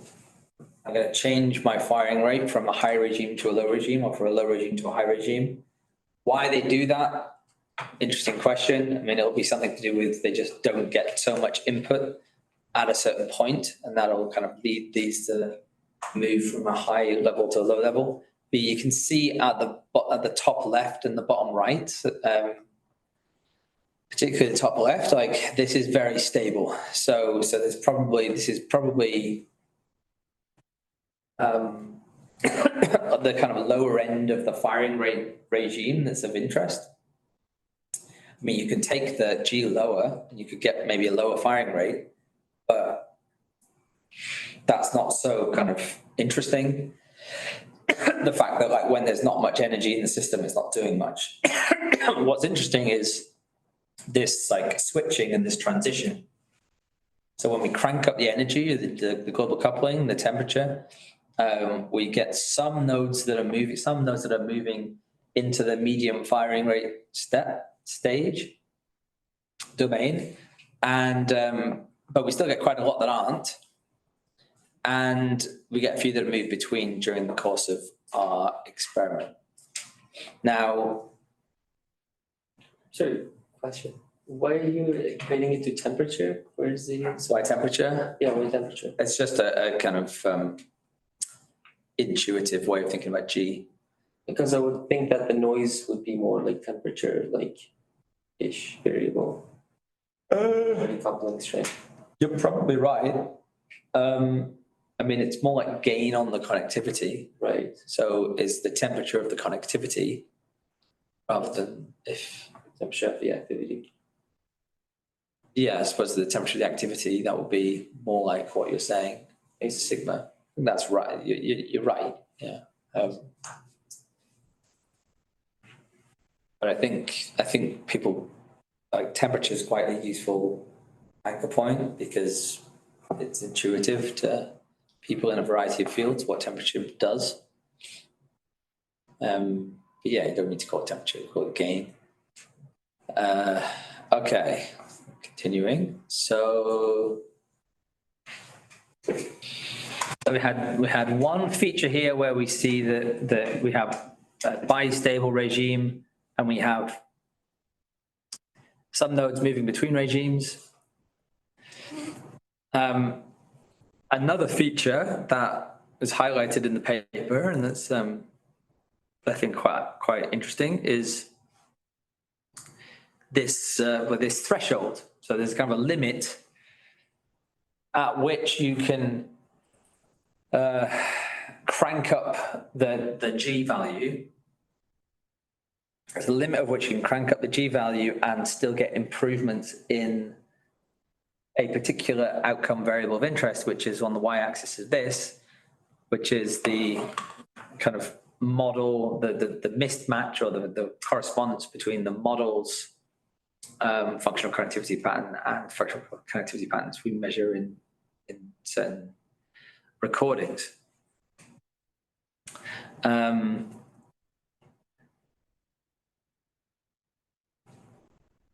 Now, I don't want to describe the PC.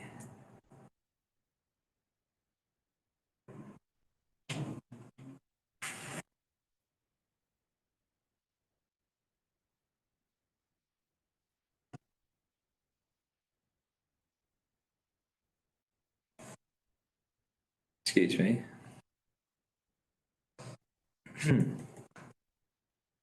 Where was I? My slide.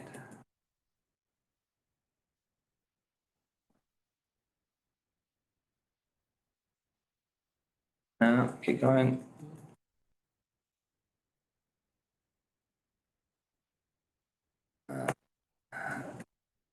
Okay, I think we're at linear models in general, so we'll kind of roll with that. So the idea here is that, as I was saying, we have still increasing our coupling strength like we were doing on the previous slide.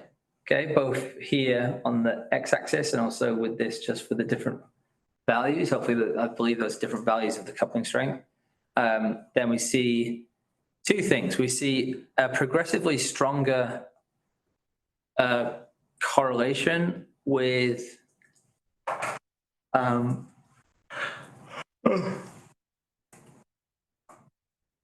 correlation, sorry. Progressively higher firing rate.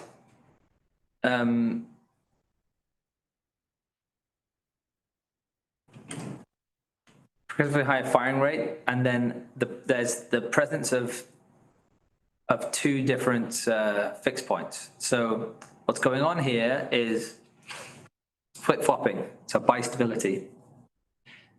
System can either be here or it can be here, and that's potentially what these dotted lines that are kind of shifting around are showing us.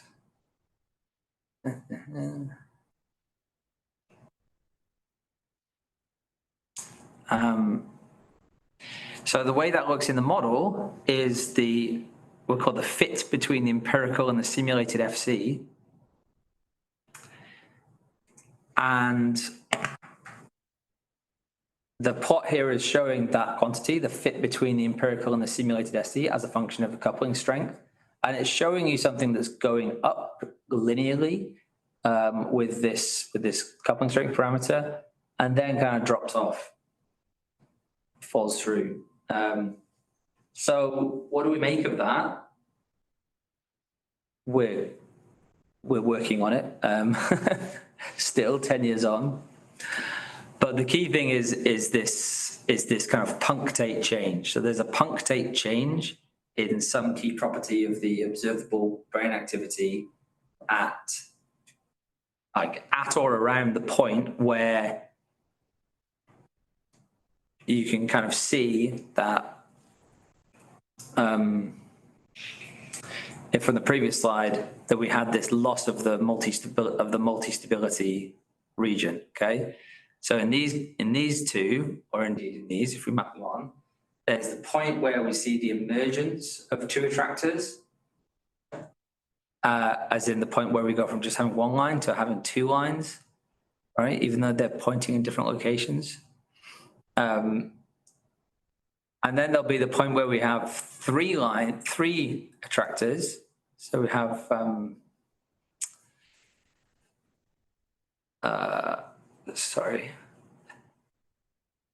not three, where we go back to one.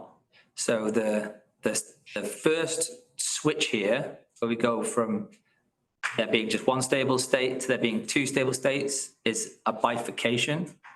Okay, qualitative change in the system behavior. The second one is also going to be a bifurcation. It's going to be a bifurcation because we see what you've got on the bottom row here.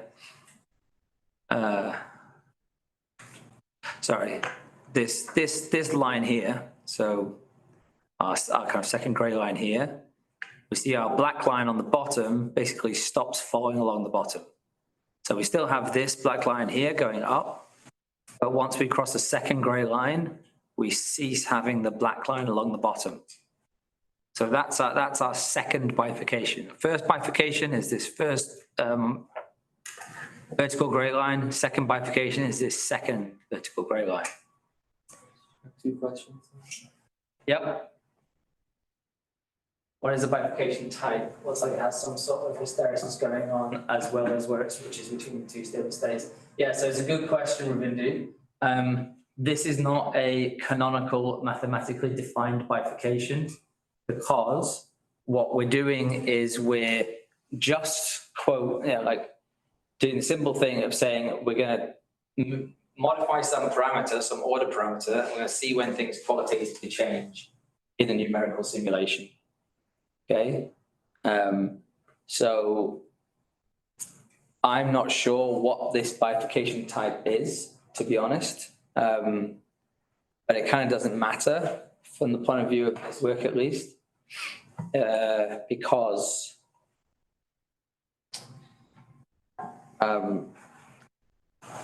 they don't need a bifurcation type to kind of work with something that shows a kind of phenomenological change as a function of some order parameter. So if we can show something that shows like qualitatively different behavior as a function of some order parameter, whether it's something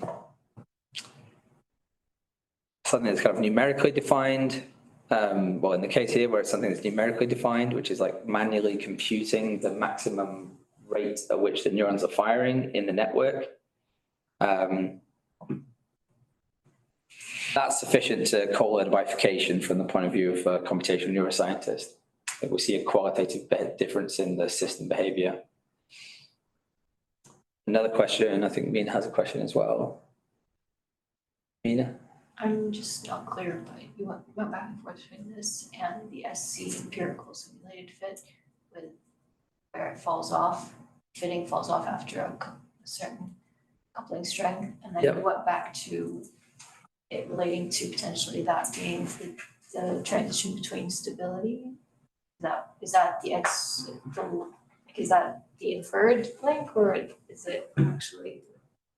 I guess just to clarify the link between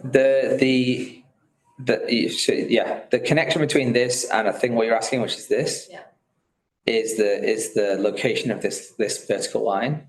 To explain why it falls off is that it could be that it's between the two bistable and the back to stable. Why does it fall off?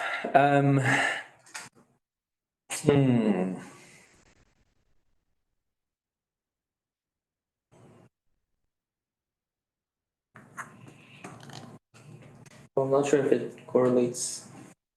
And the correlation goes up. I'm not sure if it's the case that it means that it's following one of the regimes rather than the other, or one of the its activity is near one of the stable points rather than the other.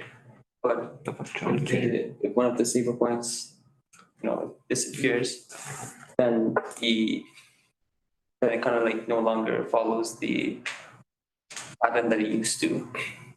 But the point of the second one is correlation between the structure and the functional, which is to say after a while the structure, the function diverges from the structure. If it's like the temperature is too high, then it no longer follows. Yeah, I thought, I just wasn't sure if the link was linking it with this switching between the regimes. Right. It's not so much the switching, well, the switching between the before and after the second bifurcation. I mean, that switching. And that's what you're referring to as the same. Yeah, so the idea is like the location of the second vertical grey line here on this figure is the same as the location of this line here Oh, on this figure. And that's defined here to be the critical point, at least in terms of the scaling on G. So, sorry? Yeah. And when you kind of cross that point, then things start working less well in terms of showing you correlations with the things you want to see. So the kind of theory that was articulated with this paper and kind of broadly built around it from these authors is, we're calling it Deco-Yersa resting state bifurcation theory.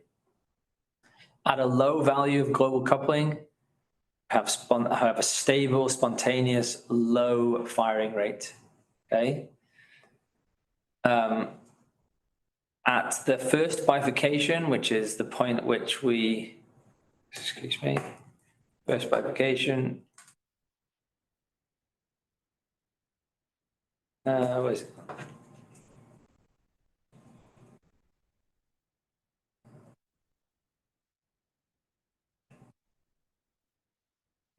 Lost it.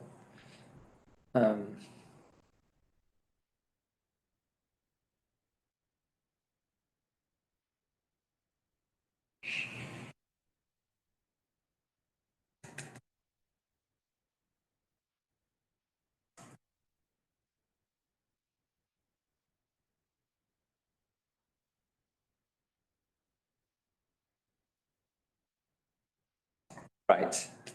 Sorry for the delay. I think you passed it. Yeah. I think so.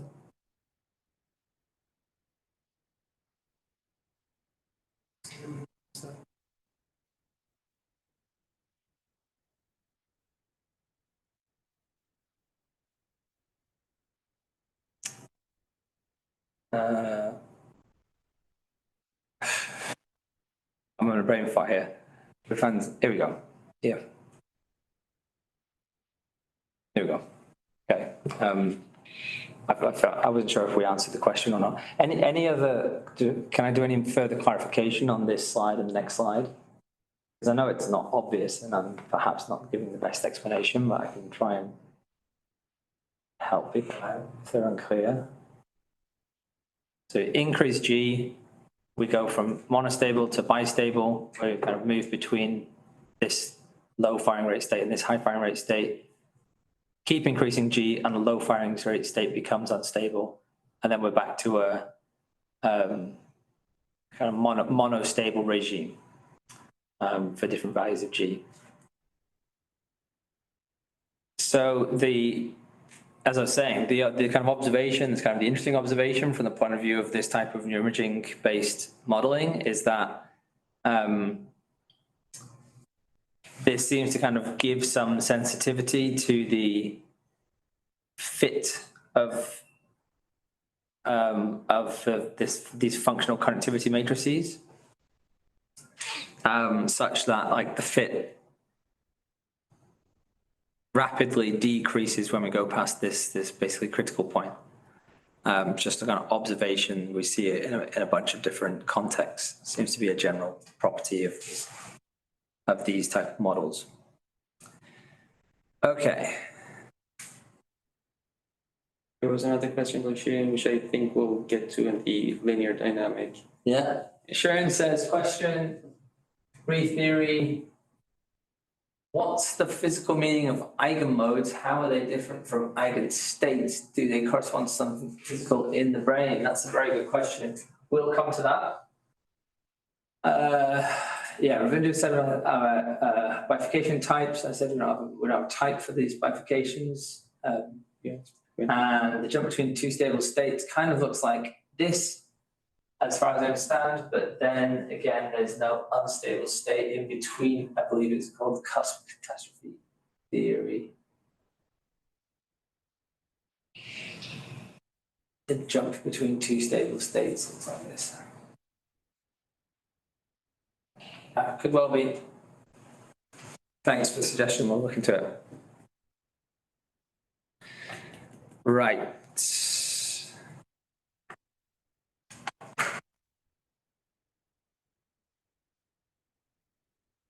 Okay.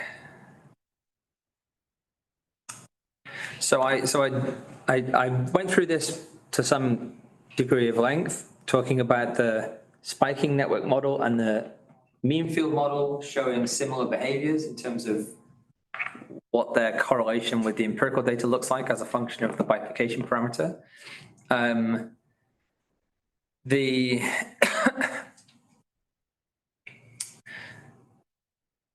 this is a model of spiking neurons. This is a model of mean field. Now, and there's a derivation of the mean field model from the spiking network model that I didn't show you the equations for. Kind of gets you from one spatial scale to another spatial scale in a way that has some explicit mathematical assumptions, but otherwise is kind of self-consistent from on the mathematical side. So that's something that's been done to arrive at the mean field model here. And then the next step of it is that the thing that follows logically in this work is to kind of repeat that process effectively and find a simpler representation of the mean field model. But this is what's summarized as a linear algebraic model for the covariance structure in the kind of theory section of the paper. There's two ways to go into this. One is to focus on this thing that I've got here, which is an algebraic equation that we kind of end up at after doing a certain amount of previous work. And the other is to kind of go through the whole derivation of it, which employs something called the Fokker-Planck equation, which allows you to get find equations of motion and descriptions of systems in terms of stochastic systems in terms of the evolution of their means and covariances. So let me give the motivation for the Fokker-Planck approach, and then I'll do a little bit on the algebra, and then we'll kind of come back to what it means from the point of view of the interpretation and from these 5 theoretical perspectives that are laid out before. So we have from the original model, we have the neural activity, and we have these for every node. So we can simulate this. We get these things. We can calculate the correlation between these things. We get these things. Now these things are the way that this can compute here. It's a correlation matrix. So it's a matrix of correlations of some time series that we've generated from crunching some numbers to do some numerical simulation. But what they represent is a covariance structure, and there are tools that we can kind of pick up that we can use to kind of do a little bit more on the theory side to talk about the time evolution of the covariance structure. And this kind of gets us to something that we can eventually do some algebra with. So I'm going to try and kind of work through the reasoning here. I was trying to decide how best to do this. I think the best way to do this is actually to pull up the paper. I think I'll just do that, and then we'll see how we do.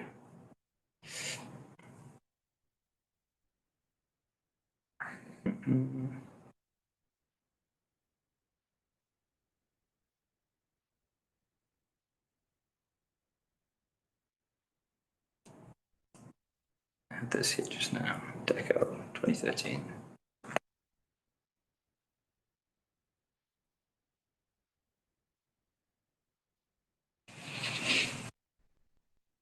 All right.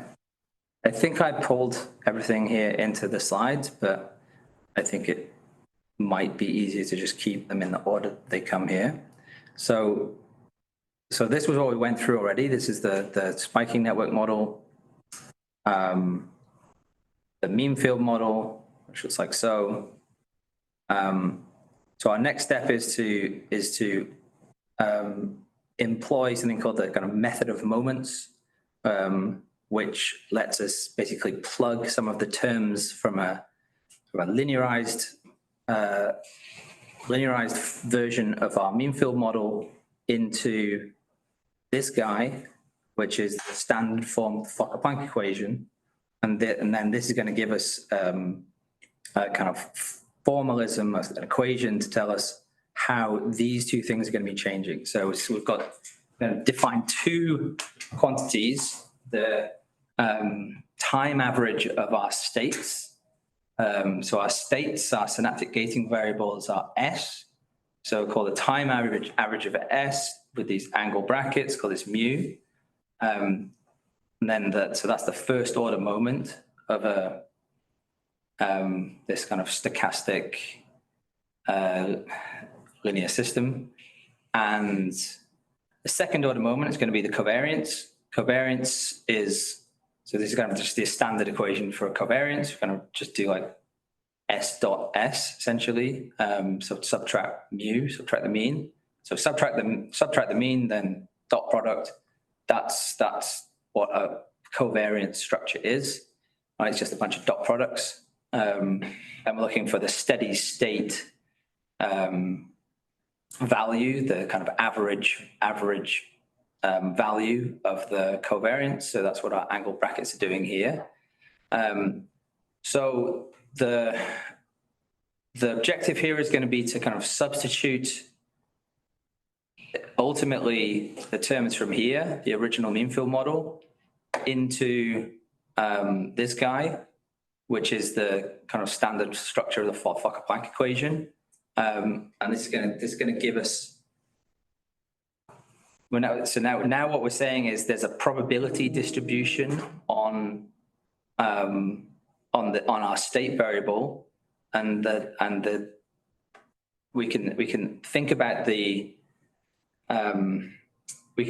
this as having both a mean and a variance. So far, we've just talked about the mean. Okay, we just talked about the S's as being like the value of the synaptic gating at this location in the network.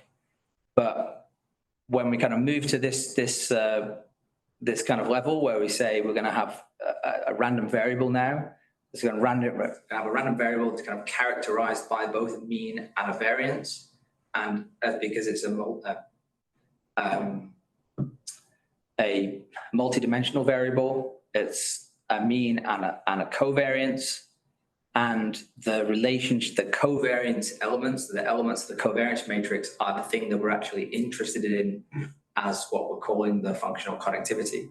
So we can kind of go to the covariance part of the Fokker-Planck, or the thing that the Fokker-Planck equation is going to give us a description of the evolution of, and that directly gives us a kind of an equation for the correlation structure of this system, right? Which we don't get directly from the neural model itself. So the kind of way this goes, and you just have to kind of follow my pointers here, but I can't kind of tell you why each of these steps we follow. But this is our Fokker-Planck equation. What we need to do is we need to substitute our neural system, our equations for our neural system into here. So this is going to be basically this first and second terms on our synaptic gating variable.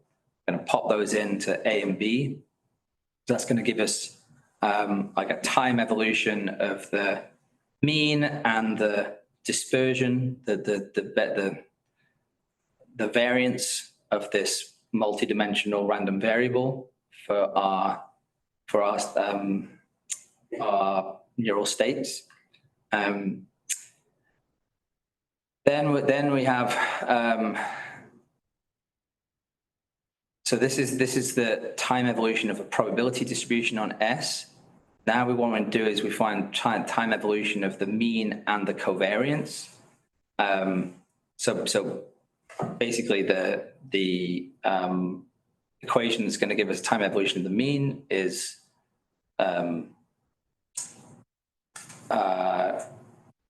this guy here. And the equation that's going to give us the time evolution of the covariance. And this guy here, basically, we're just going to borrow more or less exactly the same equation that we had for the states. Time evolution for the covariance is going to be a little bit more involved because we've now got a bunch of kind of cross products between essentially this guy here. So here we've got like S multiply S, S multiply U, U multiply U, and go in the other direction as well. So the kind of elements of this guy, which is the time evolution of our probability distribution, so of the covariance elements of our probability distribution, breaks down into three sets of terms. We've got one that's coming from the cross products of the S, so the cross products of the cross products of the state variable. One that's coming from the mean term in the subtraction here. So we have this subtraction minus mu here. So that is basically represented in this by this kind of rather long thing that we're kind of summing the inputs over the rows for each of our nodes, kind of summing inputs like we did previously when we talked about the network structure. And we kind of need to do that for the top half of the matrix and the other bottom half of the matrix. So like things going in direction I to K and J to K is like the first term here, the second term here. But what we're going to get to is this guy here. So this is going to be now, so this is now a Jacobian matrix operator for the time evolution of the covariance, which we've got element-wise here. So rho ij here, rho is p. So but the kind of key thing here is that like the equation that's laid out here for each of the elements of the matrix. So laid out element-wise, rho ij. But just kind of like pull out the differential operator part of this. So like remove the rho ij's, and then write out the differential operator that we can have at a matrix level, that we can have like apply matrix-wise to our matrix of correlations. And this is what our matrix form is here. So we're nearly done on this. So now we've got a matrix level differential equation for the time evolution of our covariance. Our covariance is P. So this is the thing that we really care about. P is our functional connectivity. So this, we've got a now like matrix equation for the time evolution of functional connectivity that's defined in terms of this Jacobian differential operator that's we've got here.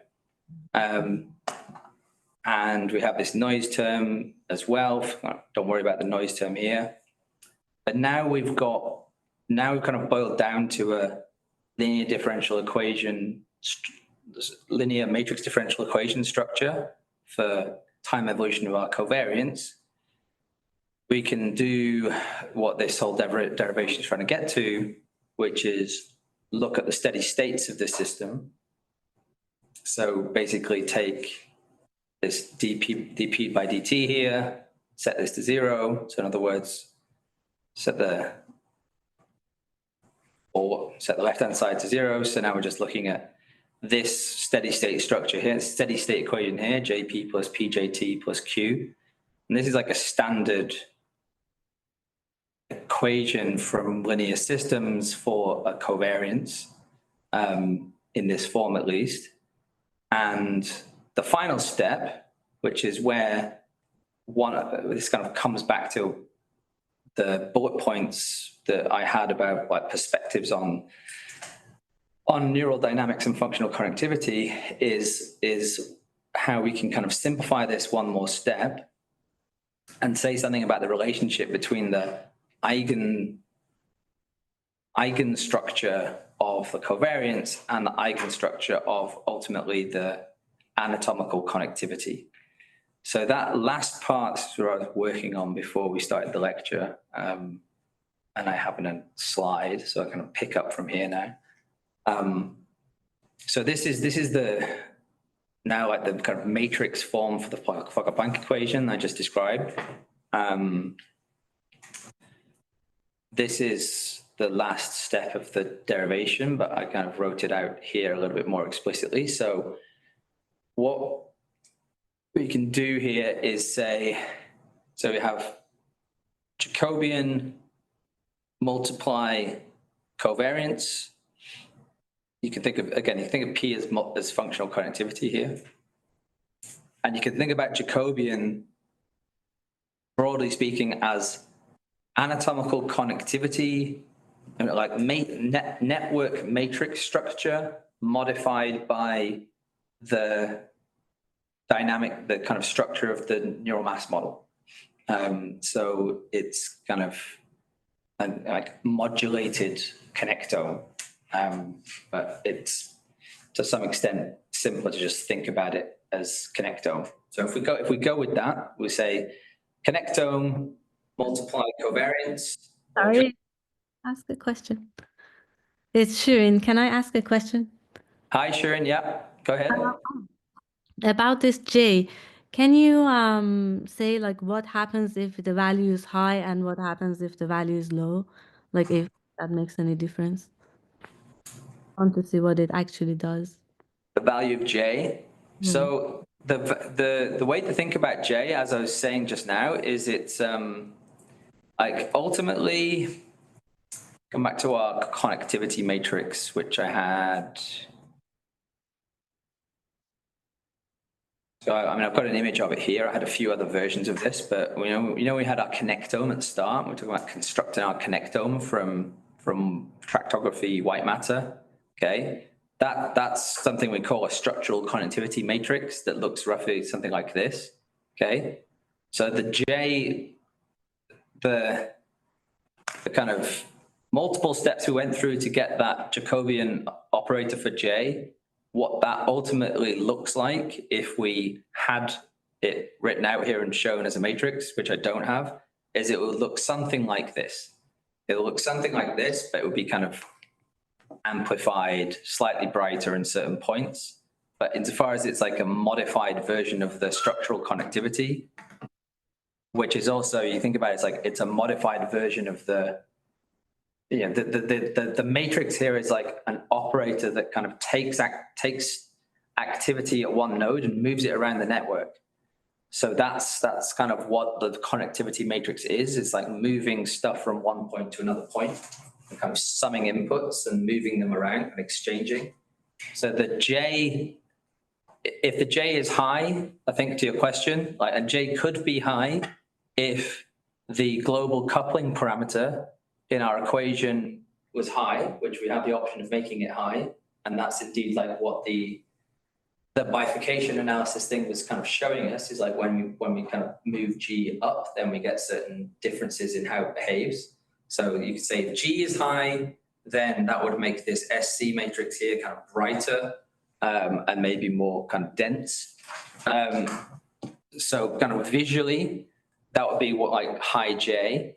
And then kind of the effect of high J. Yeah, I mean, I think the one way to think about the effect of high J is exactly what's going on in this bifurcation diagram here. So like, let's say, like G is a scalar multiplication on J, more or less. Or like it's a scalar term that if you, in fact, is it even like literally a scalar multiplication on J? It's almost a scale. Yeah. You can pretty much think of like high J being the scenario that you have on the right-hand side of this diagram here. It's the answer to your question that I arrived at eventually. Thank you. So basically, it's like when J is high, the more connectivity and maybe more excitable Yeah. network. Yeah. Yeah, exactly. Yeah, but obviously, like that would be because we've chosen to give it parameters that make it high. But that's something that we might choose to do, right, within our model. Right, so kind of finishing this up, and this does get to kind of the conceptual point, is we have this now matrix level differential equation for the steady state covariance structure, because what we're going to do eventually, if you kind of skip right down to the bottom, is you're going to get an equation for P. Okay, now the way, which is the functional connectivity. Now the way that we're going to get an equation for P is by taking the doing an eigen decomposition on J. Again, like think of J as a kind of modulated version of the connectivity, the anatomical connectivity. We're going to eigen decompose the anatomical connectivity. Give us LDL inverse, so eigenvectors in L, diagonal matrix of eigenvalues in D. Then we're going to substitute LDL into J in the top equation. So we've got like a longer version of our original equation there. Then we're going to multiply all of this by our eigenvectors. So we're going to project J into the eigenspace of L. That's what that looks like is, again, like L open bracket, L inverse open brackets, all of this close brackets, L inverse transpose. So multiply from the left and from the right. That's the projection that projects us into the eigenspace. Then do a bit of simplifying, and we have still quite a long matrix equation here. Keep simplifying it down, and we're gonna we get down to this term here. Then what we can do, so M is now like a diagonal matrix, and there's something, and we can basically solve a scalar equation on the diagonals of M, diagonal elements of M, that we have a kind of simple form for, which is a kind of 1 over D or Q over D, like some reciprocal scalar value of the original eigenvalues. So kind of going to just modify the individual elements of the diagonal matrix M according to this equation, redo the projection, so kind of undo the projection that we did with L inverse transpose back up here, and then what we would get at the end of all of that is an equation for our covariance matrix P as a function of the eigenvectors of the Jacobian J and this matrix M, which is composed of the eigenvalues of J that have been modified according to this 1 over D. Okay. Now, what that means, after like all of the jargon there, right, is this model, this theory of the kind of structure of the covariance, the functional connectivity of the brain, is composed of the same eigenvector space as the structural connectivity of the brain, and it just has a different set of eigenvalues, right? And that's basically what this, in other words, like the L here was the eigenvectors of J, and the M is some eigenvalues that we just did like one over eigenvalues of J effectively, okay? So the kind of theoretical endpoint here is we think of the eigenspace of functional connectivity is the same as the eigenspace of the anatomical connectivity, and the relationship between them is some different structure in the spectrum, some different structure in the eigenvalues.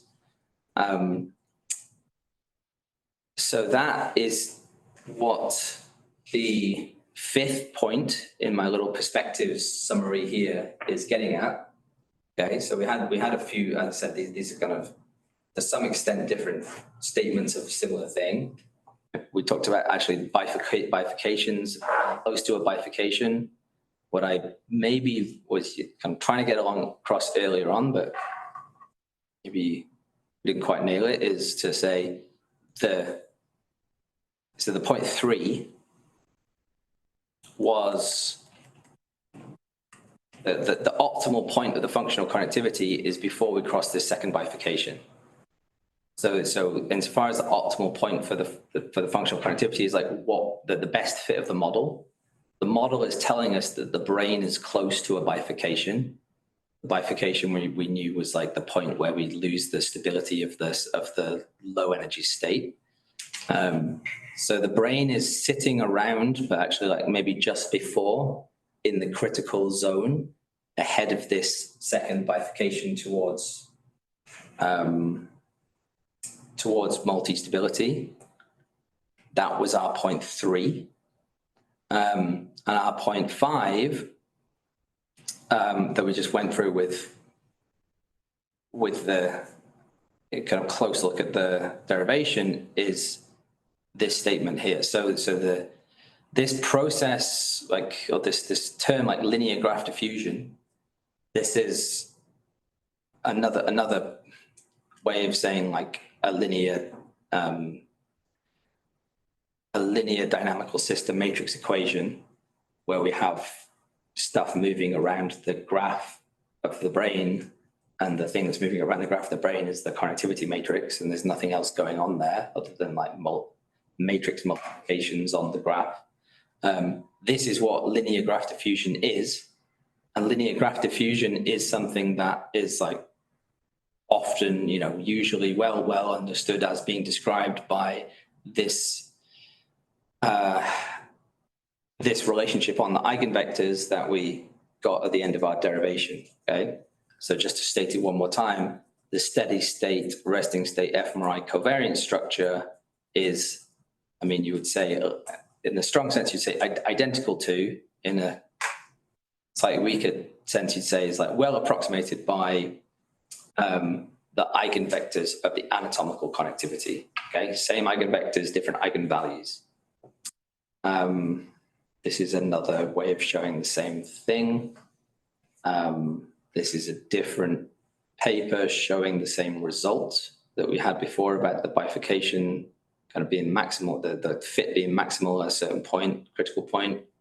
And we did the focal point bit just now. Okay.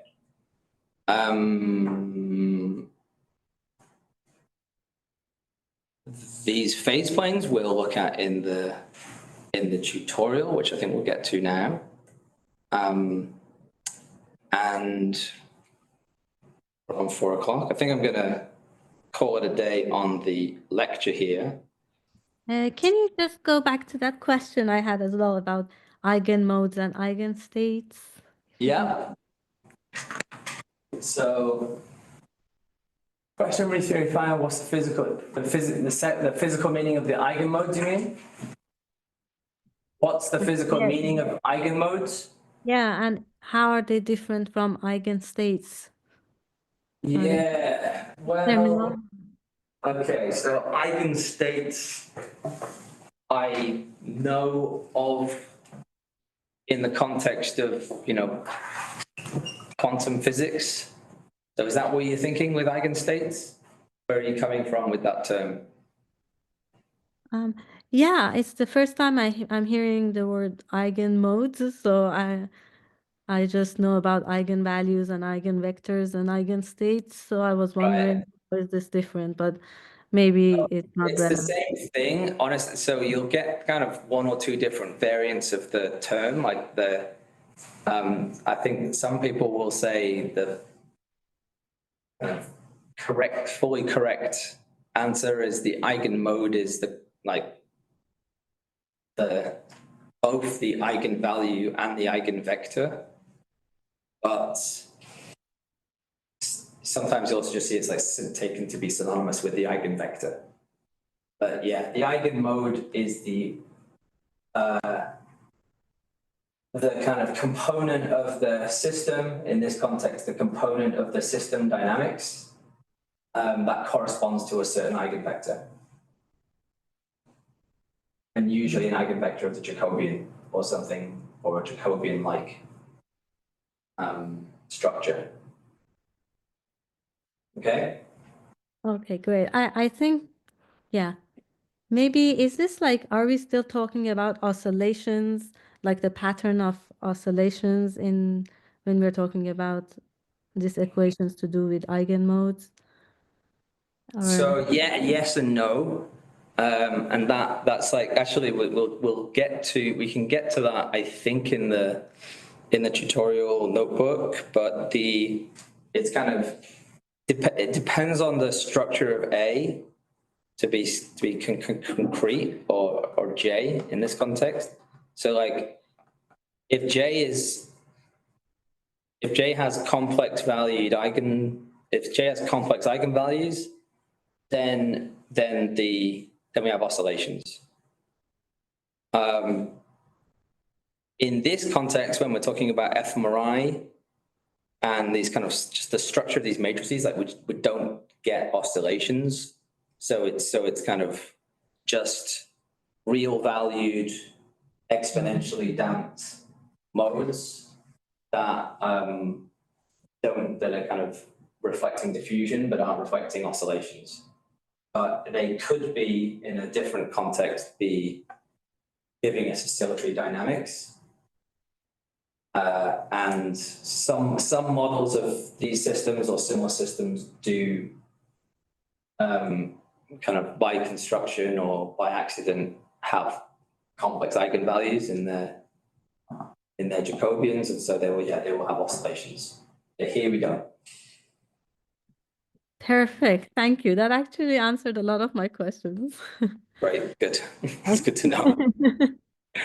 All right, so the second part of the lecture, what I will do is I'll cover it in the tutorial because it's in the tutorial, but I'll give you, so that's the second part, the final comment in the lecture, but I'll give you like the quick gist, just so that we can kind of get into the notebook example and kind of wrap things up. But the kind of segue here is we've spent a lot of time talking about the general idea of whole brain modeling, connectomes plus neural masses. I talked about connectomes plus local neural fields. We're not going there with the local neural fields. And then we've thought about basically slow neural dynamic covariant structures, and then followed a certain line with a certain model and a certain set of theoretical ideas. That leads us to some of the conclusions or the ideas we've got on the slide here about the kind of nature of functional connectivity in the brain from the point of view of computational neuroscience of a certain kind, namely resting state fMRI functional connectivity in a nutshell, using connectome-based neural mass model. That's what we had at the heart of our analysis here. Now, some of the points that I was introducing you to at the start, if you recall, I had these four points about macro scale anatomy. The first ones were about spheroidal geometry, and we talked about translation invariant connectivity at the micro scale, but heterogeneous non-translation invariant connectivity at the macro scale. Now, that second point, this idea of the long-range connections being heterogeneous, as in like you go to a different part of the brain and it looks different than if you go to another part of the brain.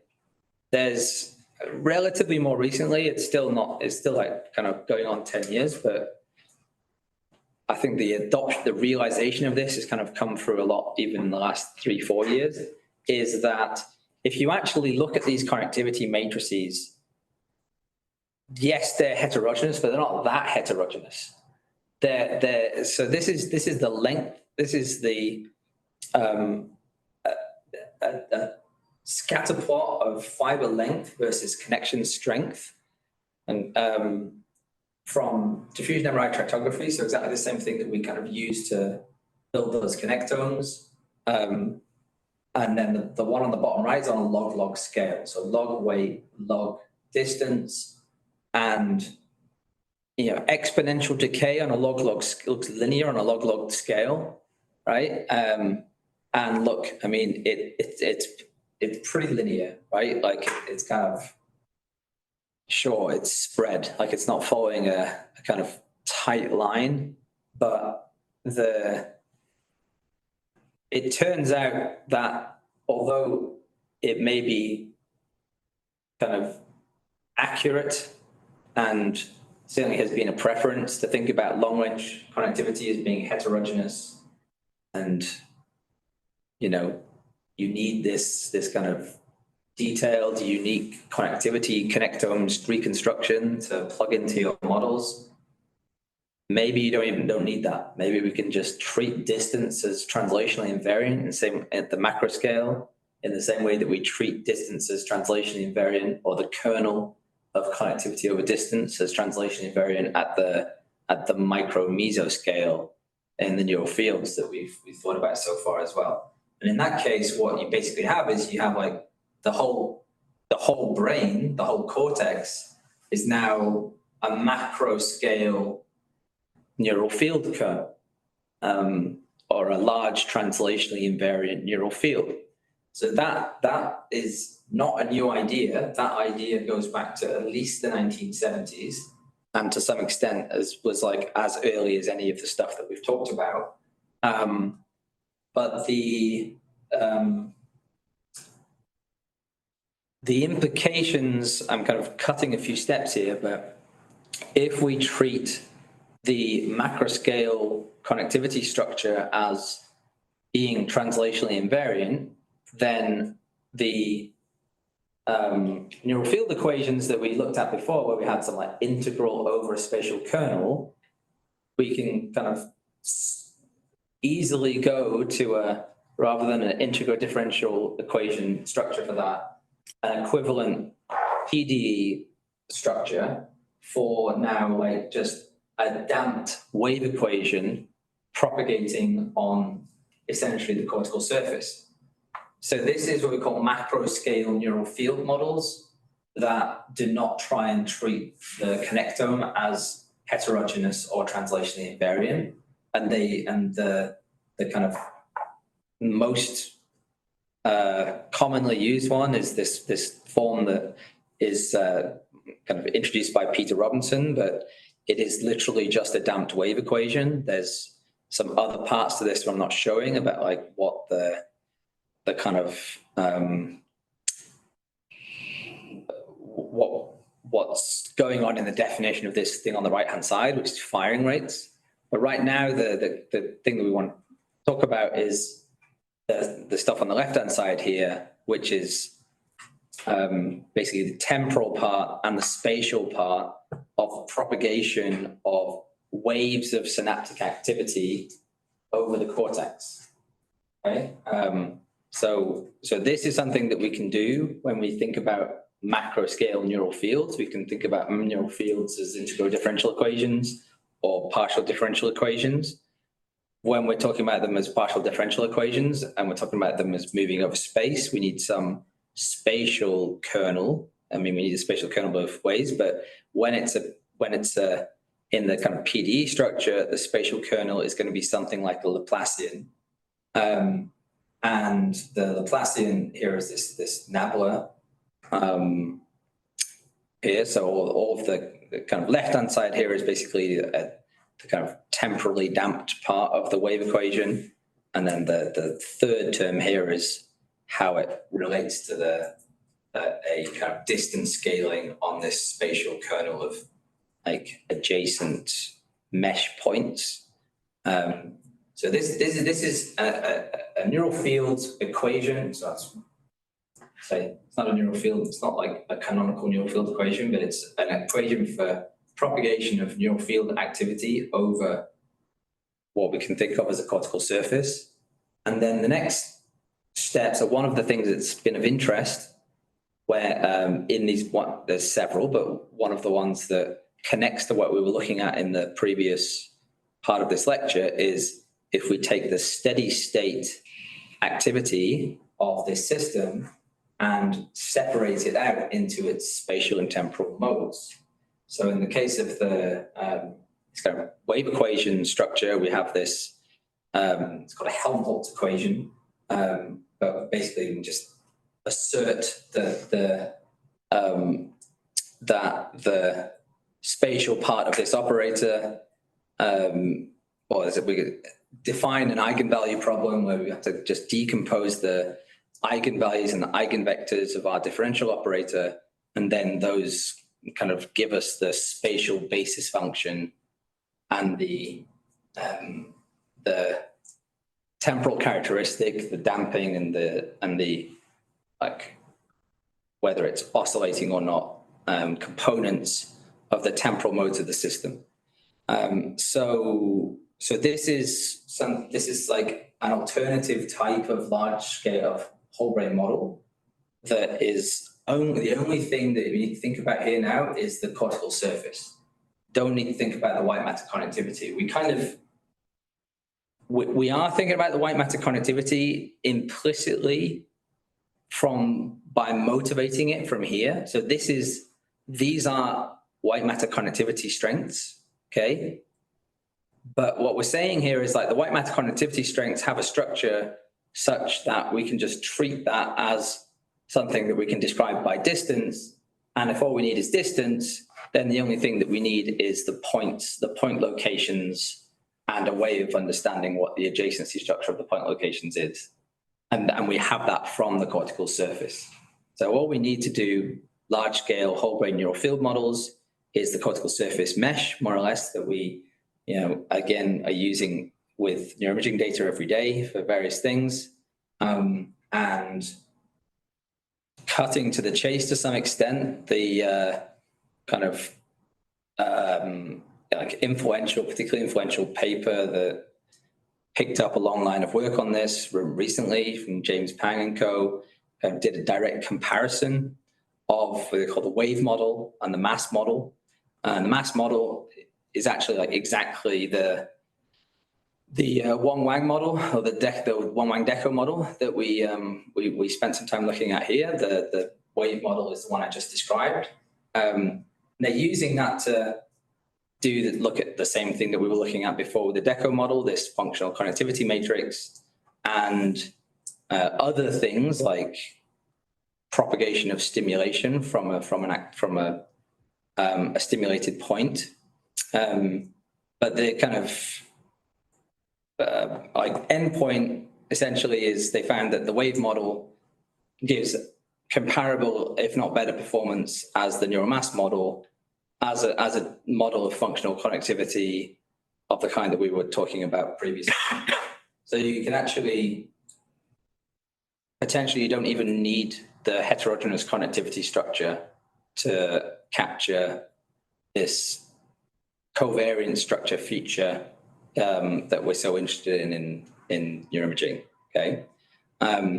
So that's the endpoint of the this relatively recent work, and this was like a Nature paper from 2 years ago that continues to make a big splash. The ideas in it between 10 and 40 years old, but some things don't get old. And that is where I want to leave it in terms of the lecture on whole brain modeling for you. So I'm going to take some final questions from you. I know we're kind of basically at time. So I'll give a few comments on the notebook and then we'll see how people want to proceed. So let me kind of move over to the collab and field any more questions from you guys. Any more questions?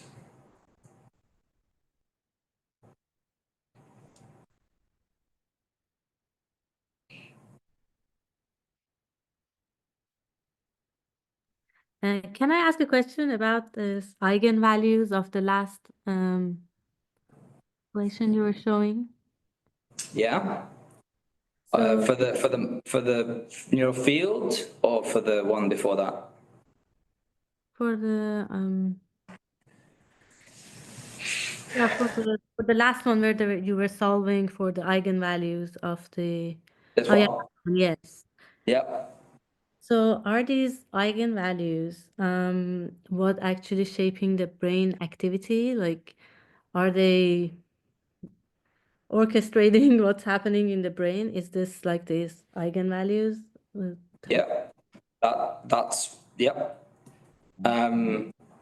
So like yes, and we can show you exactly how in the tutorial. So I think what would be best, we can take some more questions. I think what would be best, because seeing as we're at time, and this is quite a long tutorial here, is we will kind of shift this tutorial into the start of the next lecture, and give it like half an hour or so.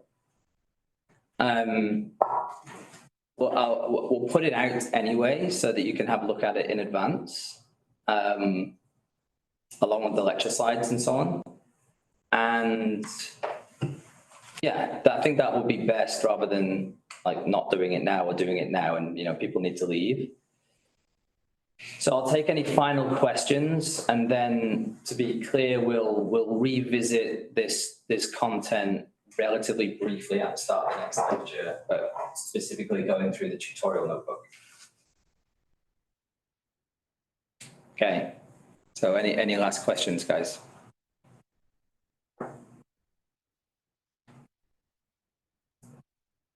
Nothing burning? Anything on the Zoom?